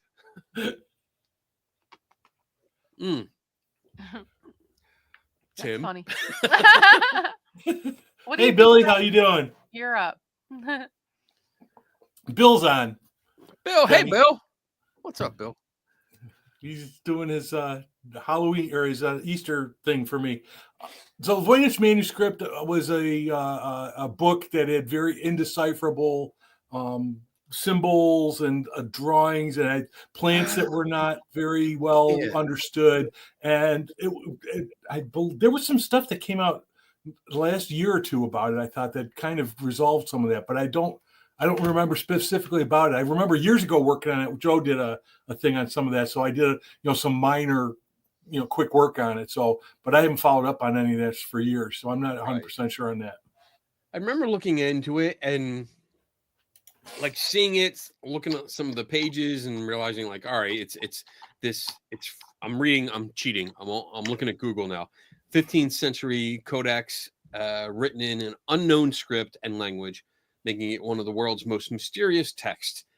And it was intriguing, but it was also, I could foresee this was a big project. Like if I was going to start diving into this, I have no background in this area. So it would be relying on others and maybe a side project or side hobby, to keep up on it, to see what would, what hobby really came from it. You're gonna add to that list? I know, like Come I already on. don't have Like, like come on. 2,364 hobbies. Be like a side hobby. Yeah. Kenny needs an See, assistant. look, he's looking Kenny it up. needs an assistant. Yes, I did. Well, I looked it up. It's in the Yale Library right now, and some of I was looking up at the end of the article to see if they said anything about it. But 2003, there was a computer scientist who declared it a hoax. Another person in cryptologia said it was a hoax hypothesis as well. And part of it is that there's some things in it that could be true plants, and I've identified some of them now. But it still is very quote controversial because there's nothing definitive about it at this point. Right. It's still, out there, and they haven't been able to decode it, and it should have been able to be decoded by computer methods or something else by now. So that's why it remains so difficult at this point. Right. It looks like, doing deeper, it says the theory that it's a hoax is a prominent one. While it's not proven definitively, the lack of decipherment. Almost had it. I don't even know if you're it. saying it right because I'm not looking at the screen. I said it right. It was good. Okay. It passed judgment. And some Kenny's odd features judgment. of the text have fueled the hoax theory. However, other theories, including suggesting it's a genuine, undeciphered language or a complex code, remain viable. Yeah, I mean, you're right. Like, and again, I have no background in this, so this is just an informal opinion. But with the tools that we have now, and so many people have studied it, it should have been partially solved now. But it's still, some of it's still gibberish. So it's probably the most likely cause is it's a hoax, a very good one and a very well illustrated one, but maybe it was half and half. Maybe somebody started doing studies and then decided, you know what, I'm just going to throw some shit in there to fuck people up. Yeah. That's what I would do. It's an interesting work, if nothing else. So it's enjoyable. Yeah. All right. Ooh, Donna's cutting off questions. Was Excalibur a real sword? Marie Jane Gin Juice. Yes, I put it in my Witcher 3 mod the other day, so I know it's As far as I know, it's legend, but I don't think it's real. I mean, technically there is an Excalibur. I have one in my basement. Yeah, it's pretty cool next to looking. my Robin of Locksley sword and my katana from Walking Dead and Highlander. So I mean, it is a sword, but as far as I know, it is an object of legend. It's part of a legend. That's all I know. One of the big parts of medieval legends, like the King Arthur and the Arthurian tales and all that is they've been able to show that there has been a tribal chief of King Arthur, but they haven't been able to definitely designate him as the person who was written about in those. So the whole story itself lends itself to there's some interesting places where he was, and there's burial sites for people and things like that, but it's like folklore. It got changed. Oh, I heard he was this, and it eventually carried down to where we have it today. So the issue, as far as I see, is I'm not aware of anybody ever finding a sword that said Excalibur was real or any artifact anywhere. It doesn't preclude that there isn't one somewhere, but the idea is not anything like that. It could have just been the sword of Arthur at the time, and it's buried with him somewhere. Who knows? That's good. The great and powerful Google says no, it's not a real sword. Legendary sword from Arthur. Oh my God, Right. Arthurian legend. See, that's it. I have to stop thinking about it. I see the word coming up, and You're panic. looking ahead. I do, and I'm like, That's oh my you God, do that's when a lot of you're letters reading in your head. You have Yeah. to slow down when you're reading out loud. I have to not think about it.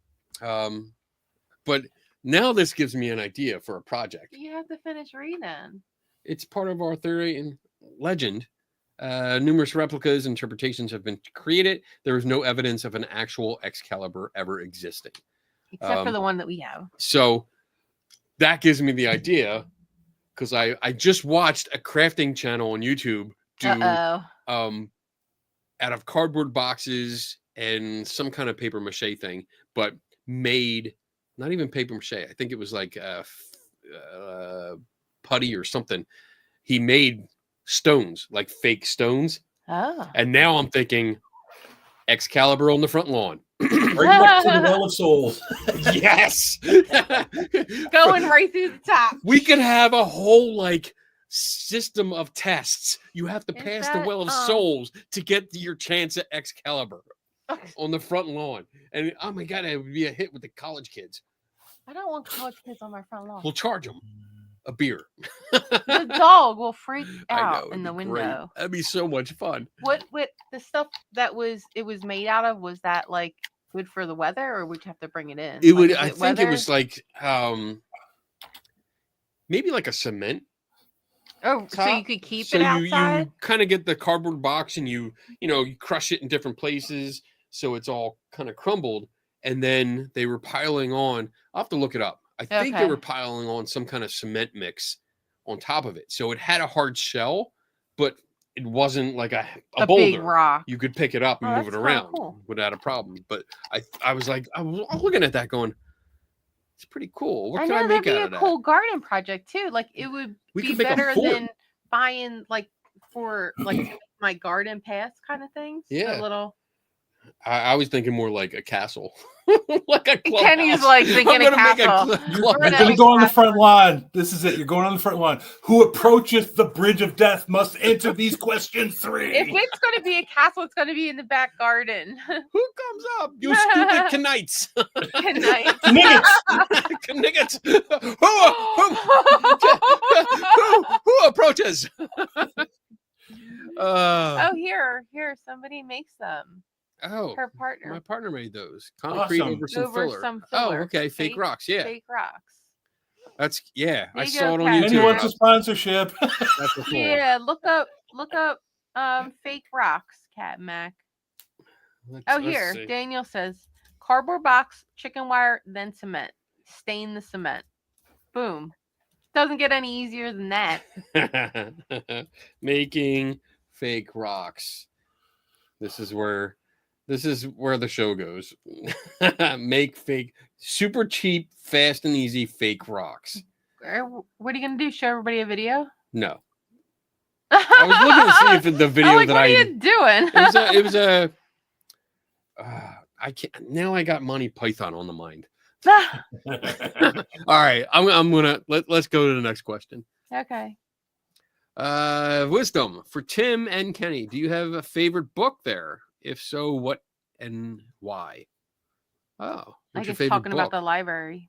I have a book that I like to show in the library. It's not like a favorite one I've read because it's actually from 1699, and it is a book called The Folly of Atheism, which was a list of sermons by a priest named Bentley. But I always bring it out because this book is in such great condition, and I open it up and I let everybody touch the pages because it's a rag book. It is not a pulp book. So it is in pristine condition. The pages are still white. The ink is all great and everything is good. And I say, now look at this book. And I pull out like a Chariot of the Gods or one of those that you open up and it probably crumbles in your hand from 1975. Right. So, Right. and it's not the value of the information in it. It is the book itself. Okay. Okay. Yeah. Yeah. My favorite book, it is not a paranormal book or a science book or anything like that. My favorite book is volume 1 of Dragonlance, Dragons of Spring Dawning, or no, actually, like oh my gosh, that was one of them. Twilight. The Autumn Twilight. Yeah, thank you. Autumn Twilight is my, because that's the first one. Spring Dawning is that's Tim to the rescue. I have the series myself. I like it too. I love the Dragonlance series, and that one always takes me back because that's like I read that in high school, and that's like my happy place. Yeah, when I'm feeling stressed out, I go read that book, and I feel happy again. Anyway, I'm glad I haven't seen it in a while. I keep it here. Nice. If I have to do personal books, I read The Lord of the Rings constantly too. I go back and read it all the time. It's one of those books I like to read over and over and over again. So that would be the one particular one. And as long, I have a hard copy that is everything put in one volume, so it's pretty large. And when I sit down, it's like, I mean, I could read it digitally, but it's much better to actually sometimes sit and read with a book in your hand. So right, yeah. Dragonlance is my favorite. Mike, it's I wanted to. That's one of the names I had for our son, Tanis. Dragonlance. I was going to Tanis Stern, Tanis Half Elven, Stern Brightblade, Tasselhoff Burfoot, Flint Fireforge, Flipfire. Yeah, let's send our son Flipfire to the school today. Flint Fireforge. Still, Flint. It's a strong name. Whatever. Not. That's because Kal-El didn't go over well. Kal-El didn't go over well either. And he even tried that in the hospital. So that's the middle name? No, he didn't even get that. He lost that big time. I still, Connor is based off of Highlander. So Highlander, that's the closest he got. I still got a little sci-fi in there. So. Why? Because there shall be only one. Yes. And I love that is. series. Yeah. All right. We can agree. What else? What else we got there? Pinky Unicorn. Yeah. Do you feel old when? Yeah, I do. Do you feel old when people say something happened in the 1900s when we were born in the 1900s? Sometimes, yes. But we were born. Well, we were born in the second half of the 1900s, so I'm not worried about that. Yeah, but now that it's like 2025, sometimes it's like wow, because like I think of it like we were born like in the 70s, but like people that were born in like 1892, man, they were fucking old. Like just because it was a different century. Like thinking backwards. Yeah. Well, I feel weird when like I look at 20 somethings and realize like you were born in this century. Yeah, Connor, your son. Like yeah. When my son was not born in a 1900, and I don't really think about it, but what do you think, Tim? Yeah, what do you think? I'm older than both of you, so. I mean, I guess I have a problem with it. I'm fine with it. My age is my age because I'm breaking down. My body is, but I don't feel any different than I did when I was younger. Exactly. Yeah, honestly, I feel the same way. It's just a number. I mean, I view it as a level. A level. Kenny's leveling up. I am level 53. And you get certain perks with that. I mean, there's certain penalties. It's like choosing a character and your traits. The more points you get to this, the wrong path. The less points you got for this. Plus 10 wisdom, minus 10 dexterity. Yeah. Right. You chose the wrong path. Yeah. So, but I think what it is, maybe with us, and I'm speaking for both of us, but correct me if I'm wrong, but we do so much research into the past. I don't think about that, like the 2000s or 1900s, because I'm usually studying people that are in the 1800s or 1700s or 1600s, you know, and so these dates are all familiar to me. Whereas it's not like, well, it's 2025. Oh my God, I was born in 19 so and so. Well, here, I don't think about that. Blast Right says it hurts. Someone at work asked when I graduated high school, and they were like, "Damn, I wasn't even born yet." So I get it when people say something like that. It's like, oh well, all right, it's like a little smart ass. Yeah, well, see, that's where sarcasm comes in. You're like, shut up, dickhead. That's why you're stupid. Here's a little fun thing. My wife and I decided to buy a house. And the reason why not the whole reason, but part of it was our mortgage didn't start until after Y2K. So we thought maybe the computer records would get lost and we get a free house. That's a good reason to buy a house. Yeah, we moved in on Thanksgiving before, and our first payment was due like January 25th or something. Here it comes, if it's going to work, you know. Anyway, we're going to lose all our records. We're not going to have a mortgage. We're going to have a house for free. It's going to be great. Dude, I remember living through that though. It wasn't like all fun and games. Like people were really, really serious about shit going down. I remember I worked at I worked for Saturn at the time. And I remember like everyone was going crazy, like what's going to happen? With computers, what's going to happen? Like they were so new at the time. And nobody had a clue. I couldn't shake the thought of like, how stupid are we if this is going to destroy us? Like this is going to shut down our entire infrastructure because we can't change a 1 into a 2. Right. What's wrong with us? But I mean it was an odd experience at the time. I think at our age, it was like right at that time where, you know, you were just like, wow, this could go either way. You know, like who knows? It's like everybody, you just go throw it up in the air and see what happens. I was watching some Urbix videos and they were calling a building built in 1900s ancient. Oh my God. And you shave the beard, we're ancient. I know. I almost shaved it. Yeah. Yesterday, I almost did because we were sitting out back and it's like it's getting warm out. But I literally had just gone to get my hair cut, and it was the first time they shaved everything up for me, so it looked nice. And I was like, I just paid for this. I can't shave it now. But hey, Susan Gerbick's in the house. What's up? She's the reason why you have a beard. Yeah, for now. All right. What else we got? Jade Kitten. Quick primer on Rose Mackenberg. I still have no clue who she is. Oh, okay. So real quick, she was Harry Houdini's assistant. She was his chief investigator. So they met during a court case that she was working on. She was working on like an insurance case, and it had to do with a psychic and making predictions. So she consulted Houdini, who was the foremost expert in investigating psychics at the time. So after they met, Houdini was impressed with her and offered her a job as, hey, be an investigator for me.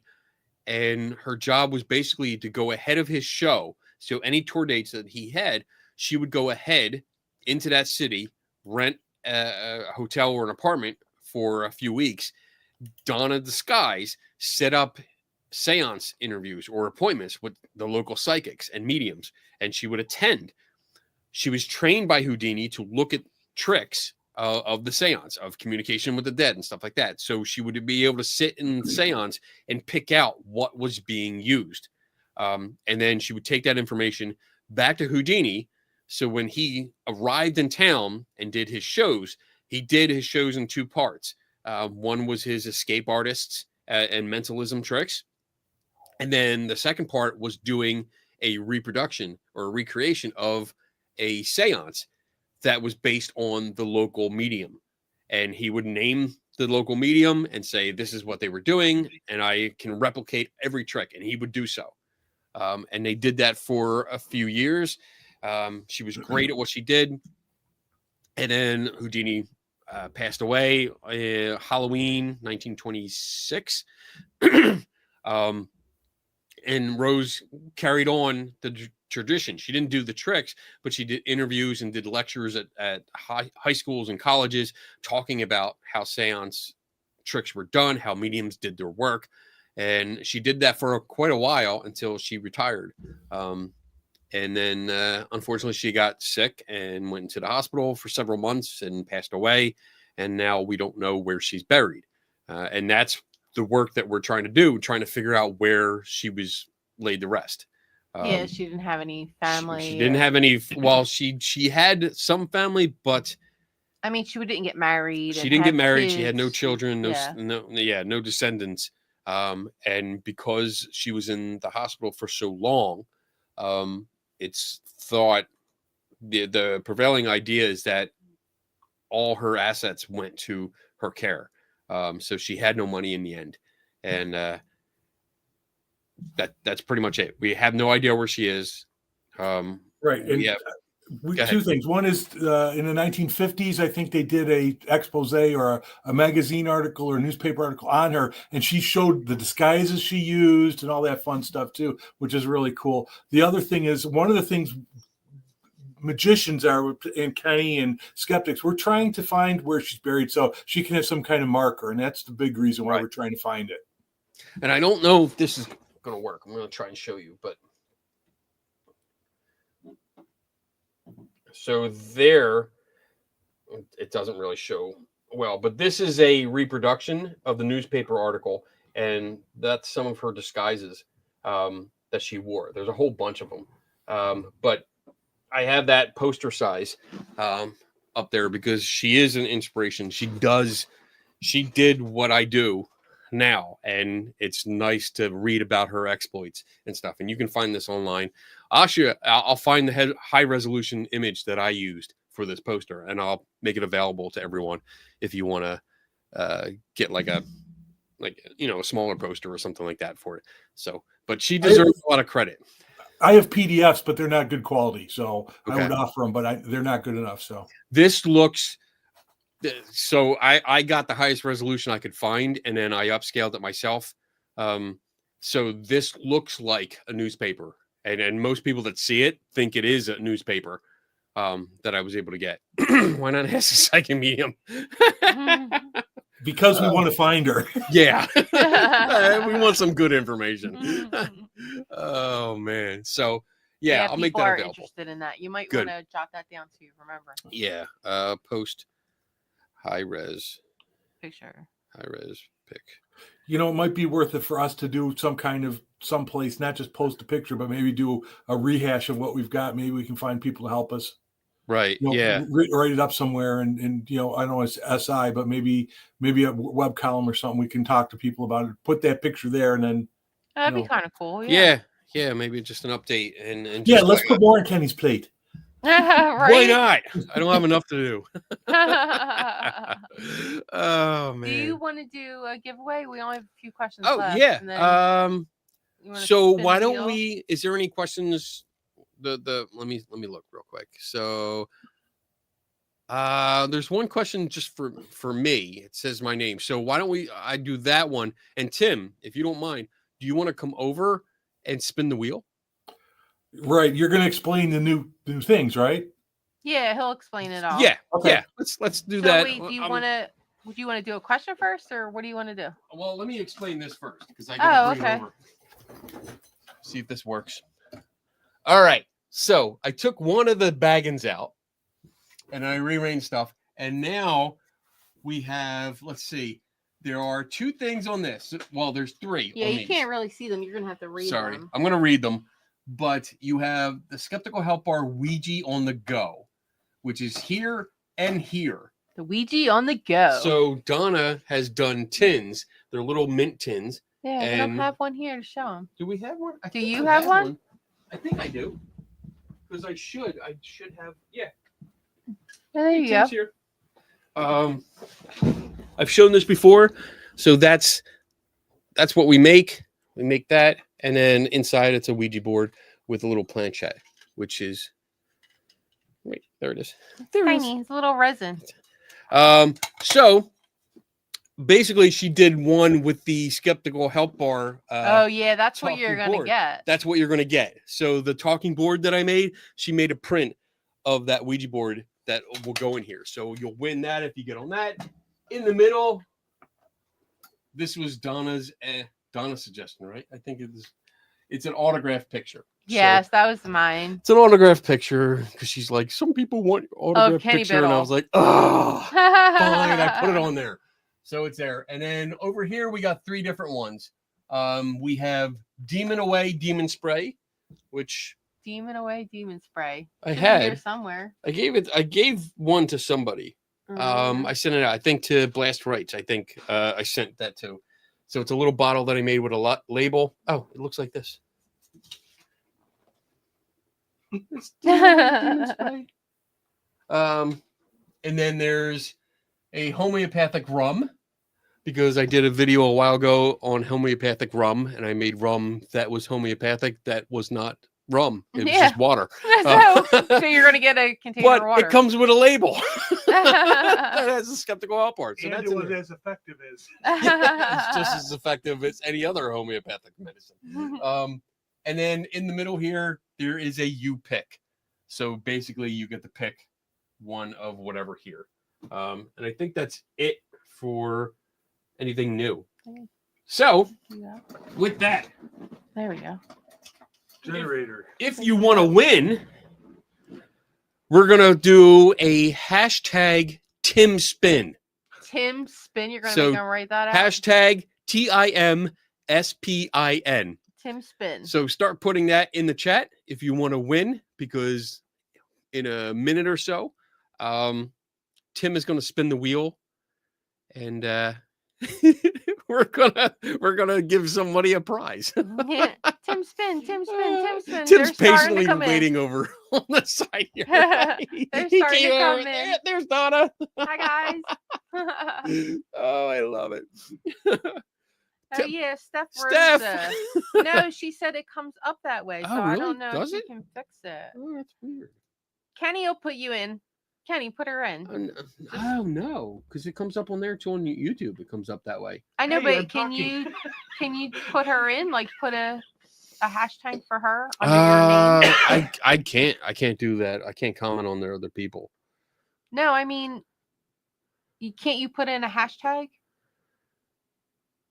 for Uh, her? Show up his, right? Yeah. So Well, I if you can't- win, then it would default go to her. Oh, okay. I don't know. Let me see if I can do that. Tim. How do you got Spin. it spelled? Wisdom says TIMSPIN. Let's see if that happens. So if I win, yeah, it'll go to who? I'm sorry. Steph. It'll go to Steph Rosa if I win. So let me see. Start collecting. We got Yeah, 13, we got a lot out 15, there. Okay. 16. Oh, there's a few more coming in. Okay. Tim Spin. I think since I'm spinning, Hashtag doesn't Tim if it Spin. comes as Zach, I could they win everything on the board. Oh, that would be a big win. I'm gonna have to make that really small. Yeah, that's gonna have to be like right down the middle of his nose. Well, maybe do that for the 200, but not tonight. But I'll put like an X right at the tip here. no, a homeopathic spot. It changes every time. Oh no, you didn't win. All righty. All right. I think we got it. So you ready? You ready? You Yeah, ready? I'm ready. How many all you got so in there? We got 16. Okay, All right. Here we go. let's do it. Draw. Oh, I saw my I saw name. your name, yep. So it'll work. Oh, I'm in there twice. Batman. Don't pick me. Yeah, pick. Oh! There you go, Steph. You won. Oh, Steph Rosa. You're welcome, baby. I'll take care of you. Oh my goodness. All right. So Oh, that's so funny. Tim's going to spin it. Here we go. All right, we go. Steph. This is for you. He's doing the banner thing too. Da-na-na-na-na-na-na.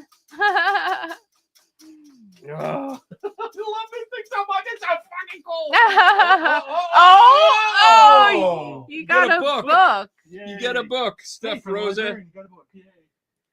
All right, now go back to your hole. Well, Go back to the basement. I guess. Martha. Uh, Igor from Frankenstein. oh my gosh! And like Walk laugh. this way.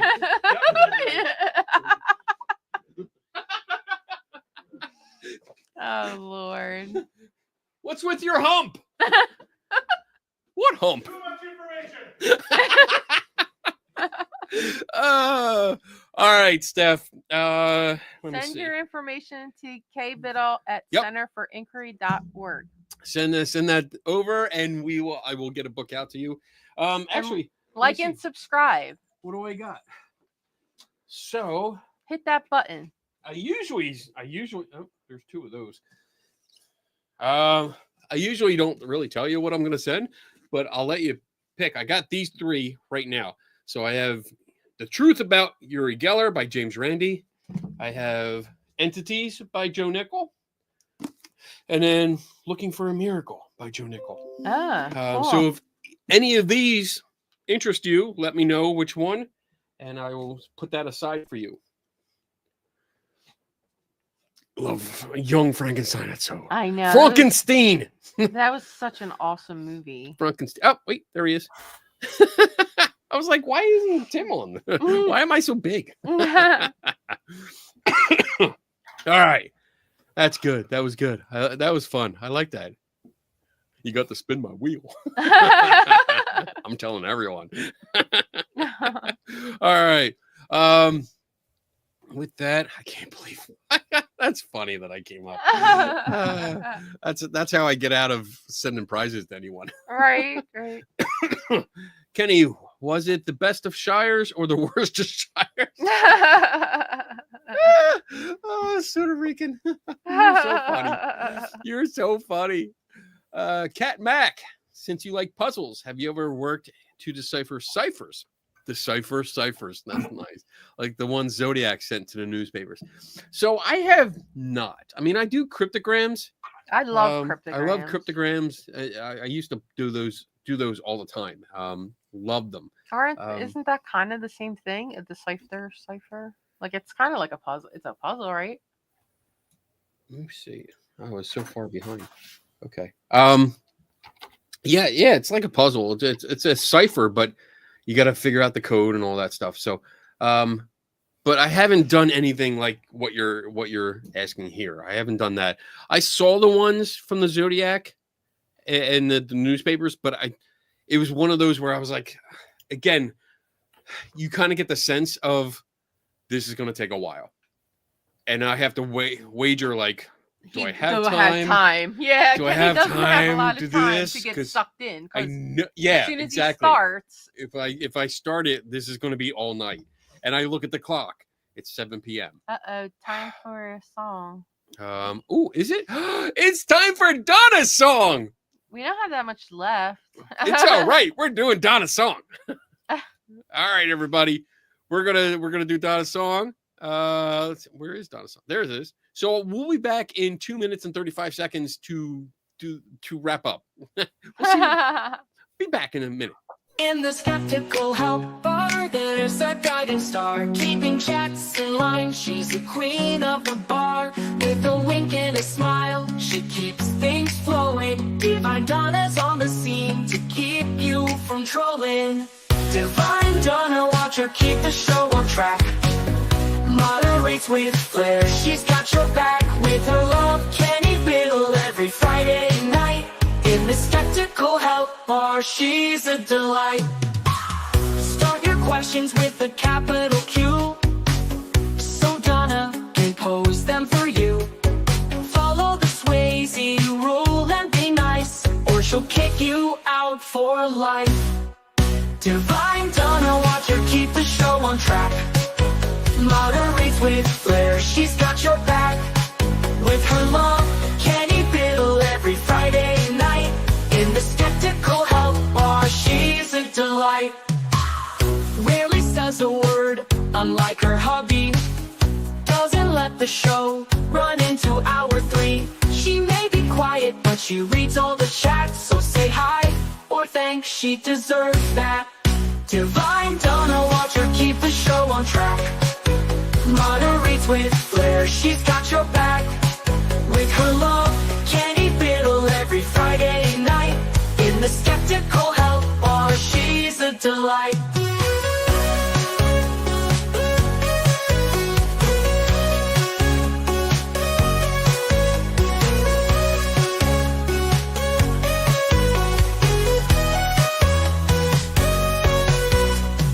Rarely says a word unlike her hobby. Doesn't let the show run into hour 3. She may be quiet, but she reads all the chats. So say hi or thanks, she deserves that. Divine Donna, watch her keep the show on track. Moderates with flair, she's got your back. With her love, candy fiddle every Friday night. In the skeptical help bar, she's a delight.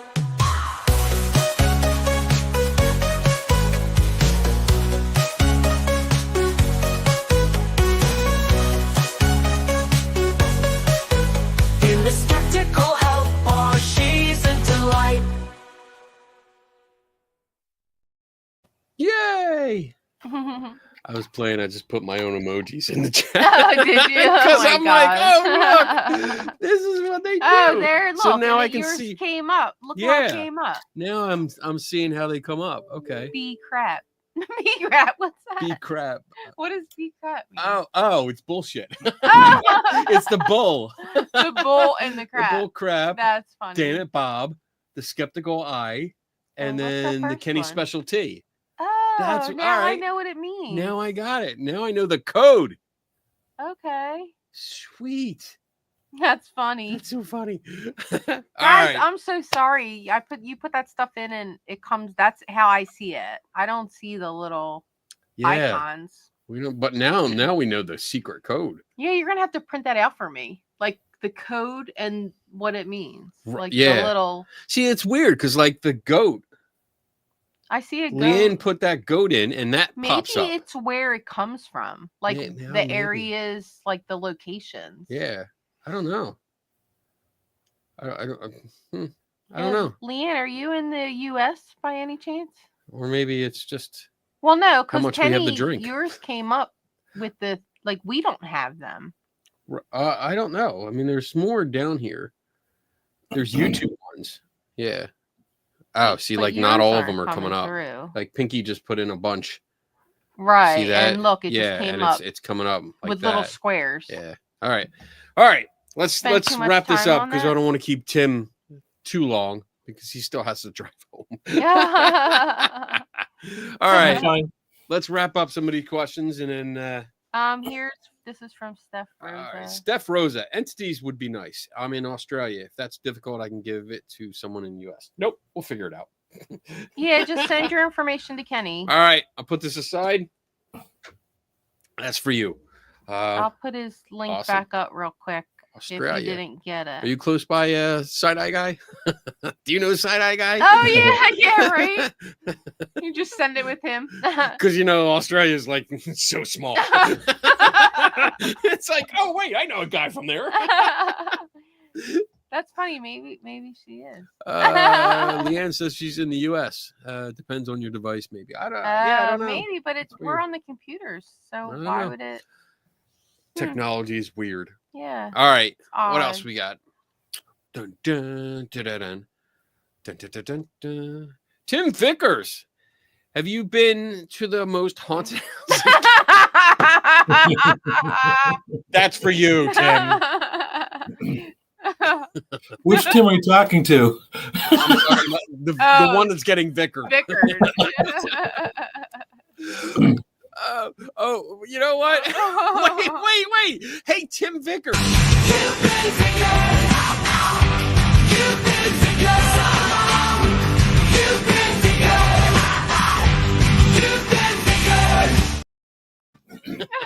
I've been looking to do that for so long. Oh, shit. All right. Only took you 199 shows, right? I know, right? Like we kicked out. How many people did we kick out? Only like 2. There was and like it was 2 like the yeah. very beginning. We Yeah. got one back. The other one, Yeah, I didn't one really person we care had to get about. back, and that was a mistake. But oh, all right. We got one more question. All right, Kenny, do you think that Houdini could have provided for her burial, and she could be buried near him? Well, no, well, Houdini died unexpectedly. I mean, it wasn't like he was in poor health or anything. It was, well, I mean, yeah, he was at the time. It was an acute appendicitis, but Came up quickly. and it came up quickly. So I doubt there was anything that he had planned out for her, and she also outlived him by quite a number of years. So, and again, she was in the hospital for, I believe it was like 3 months, easy. And I know there was issues before that. So any money or assets that she would have had would have used up for her care. So I doubt it. But it's something we're still looking into. I mean, we have little tiny, very tiny, flimsy leads that we're looking at. So we'll know. I mean, you guys will fucking know. If we find her, everyone will know. So don't worry about it. All right, is that it? Yeah. All yeah, right, that's it. And that was, I pulled that one in late. So Okay, cool. All right, thanks, Tim. I appreciate you coming by and Okay. just hanging out down the hall, and doing the show with us tonight and giving us some insight into the CFI library and what you do here and all the projects, and giving some tips on research and telling us about free thought and Ingersoll and different things that we usually don't talk about on this show. So it's nice, and I hope everyone enjoyed it. And the book giveaway. the book giveaways and coming over to spin the wheel. I don't let everyone touch the wheel, so count yourself lucky that you're privileged that I let you touch the wheel. Actually, it's not. Wait until it's missing from your office sometime. I know, and that's the thing. Like, I can't even say like it's going to be locked up because he has keys. He can get in here if he wants. So anyway, but yeah, thank you very much. I hope everyone enjoyed the show Yeah, it looks and like they enjoyed the did. information and the conversation that we've had. Good. I'm glad that people are enjoying it. And Don't yeah. forget to like, subscribe, and hit that button. yeah, that we gotta add that. We I totally know gotta add it that. should be at the. It should be Should on it the be at end of the your end? thing. Should it be at the end? Everybody like the part puts it of at the the end. At the beginning. Should we say it? Like, I watch a lot of shows, and like 5 minutes in, they're like, "We're gonna get into this, but before we do, make sure you give us Like, a thumbs up." And No, I don't subscribe want to do that. I don't want to separate. How it. about a consideration of maybe if you're updating your videos, you put it at the end of them? Yeah, like it could be Like like the end after of the the- At the end of commercial, the songs? or Oh, yeah. before the commercial at the end. Or just Right. add it into the slideshow part of Right. the commercials. Yeah. Yeah, Put like it it'd in be there. the first thing you see when the show's over. Yeah, like set it up so that like if you're watching YouTube, I can line up an arrow on here and says, if you're watching this right now, press the like button. Something like that. Put it in a ticker. We could do that. We too. could do that too, Yeah. and just remind people, because the more you guys like this, I appreciate when you do like it. And it does. I do see it on there, but if you do subscribe, if you haven't subscribed yet, please subscribe, because that shows like there's interest and the numbers go up and we get a little bit more popular. Yeah, and if you want the magazine, Yeah, if you want the magazine, Plug which that the too. new issue is out, which has a cool cover. I like the cover. Think Critically. And we got the Chupacabra right there. We got Thinking is Power, which is our friend Melanie Teresa King, who is on there. She's also named on the bottom there.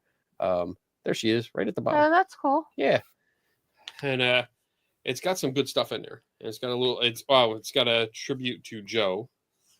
So it's got a Joe Nickel section in there. Oh, we were supposed to plug. I think you brought it up about the New York Times did a obituary for Joe Nickel. Yeah, Joe, a big one. Usually they, select certain people to get them, and they thought he was interesting enough, so they did one in the New York Times that was in last weekend, which actually you appeared in, as did a few other people, Joe's daughter and stuff. So that did come out. So we could, somehow, if it's behind the paywall, but find how to get behind the paywall. New York Times, it's easy. Contact us. We'll get you around it. Don't worry. Okay. With that said, thanks. Oh, you needed a win today. Yes. Well, you won, right. and I'm glad you did. And you're going to have a really cool book, Entities. I've read it. I liked it. It's really good. And don't forget, episode 200 is next week. next week is with a big week. Co-host Jade Kitten. Yeah. You're not getting out of it. You're going to be on here, and we're going to have fun. We're going to have fun. It's going to be an open mic night. So Jade Kitten is going to join me for the show, and we're going to have fun. We're just going to talk about stuff and see where it goes. I have no idea. Don't care. We're just going to have fun. Yeah, and party time. Party time. Some other announcements real quick. Let's see, the May 17th and 18th, we will be in Spring City, Pennsylvania for the Penhurst Paracon. So we'll be there. We'll be set up. We'll have a booth. Yeah, you'll come see by. some fun stuff. I'll have my Skeptical Help booth set up. I'll have some Ouija on the go. Donna will have her crafts set up, and we'll be there. Come out and meet us. Hang out with us. Say hi. What else? Oh, Skeptical Help Bar. We'll be thing, in guest. Is that Aaron? Aaron is going to be on June 6th. He's going to be up here because he's coming Okay. up for the weekend. Right. And then we have the Grafton Monster Festival. 13th, 14th, and 15th ish that weekend. We're going to be down there with Daniel Reed and Kit Ford, who is in the chat. We're going to go down there and hang out with the Grafton Monster Festival. And we might So try to do a show from there. We might. We're going to try. We're going Yeah. to try. It depends on the Wi-Fi and all that. But if anything, we'll probably do another video for CFI. Like another, because I did one last year and it was really fun, especially the lightsaber fight, the battle royale Drink. that we had. Damn it. Which was fun because the local 3D printer, there's a shop down there that's a 3D printer, and they just have a farm of 3D printers, and they made all of these lightsabers out of the pool noodles. Yes, yes. And they just put buckets out and let everyone just grab one. And we had a massive lightsaber battle, and it was fantastic. Oh my God, it was so much fun. So we're doing that. And then Cat Mac's going to try to get in, but she might not be able to next week. oh, you're gonna have to. No, I don't care. Just do it. Yeah, Just you do better it. find some Wi-Fi. I think that's it for now. There's more stuff coming up. Also, this Sunday at 1:30 or 2, I think it's 2 p.m. Eastern time. I will be speaking to the New Jersey Humanist Network. I think I put up a link on my Facebook page. I'm going to put it on YouTube, but I'm going to be talking to them. I'm doing a presentation on what it is to be a chief investigator. I did not cheat, you bitch. I did not. Are you I did not cheat. You cheated. Are you emulating a certain Ben Radford with your language? Oh! Damn. I didn't cheat. You just And also, weren't while looking, you're all Daniel. gone away and doing all those things, I'll be in the basement. Yes, you will. Tim be Learning in how the to 3D basement. print. Yes. Tim will be locked up for the weekend. Let me out. We'll Like, give you no. some sandwiches. Tim, you need to make a 3D printed key to get yourself out of this room. Right. Yeah, here's your It's an key. escape room. Here's Try your it. key. See what happens. Here's your key. Here's your resin. Uh, I'll give you a file too. all right, everyone. Everyone have a great weekend and be safe, have fun, and remember, never stop learning.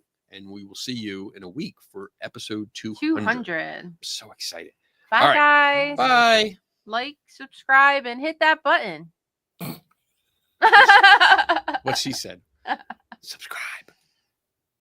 Hey, diddle diddle, here's a little riddle. Who's the best debunker? Is it Kenny Biddle? Oh, he's good, not just a little. Not at the bottom or even the middle. Strike a chord like a fiddle. Tasting the rainbow like a skittle. That's fragile and brittle. You can watch him take a problem and start to riddle the problem away. He does not play. He takes his job job so seriously, loves a challenge and won't turn you away. It's such a skeptic, he keeps those believers exposing the fake. It wouldn't take him long to find a needle in hay. Use a magnet, damn it. Now take a drink of Kenny's specialty. Someone may say that's not for me. To each their own, what really will be. Man, Kenny's such a skeptic, drinking skeptical tea. Like and subscribe, everybody turn notifications on. And go watch his show and forget about this song. Mr. Wizard or Bill Nye the Science Guy. Can you remember? You'll like Kenny better, so head to the Skeptical Help Bar and meet the bartender. Pick up a drink and relax, cause nobody does this better. Not even close, not even a little. He's the one and only Kenny Bill.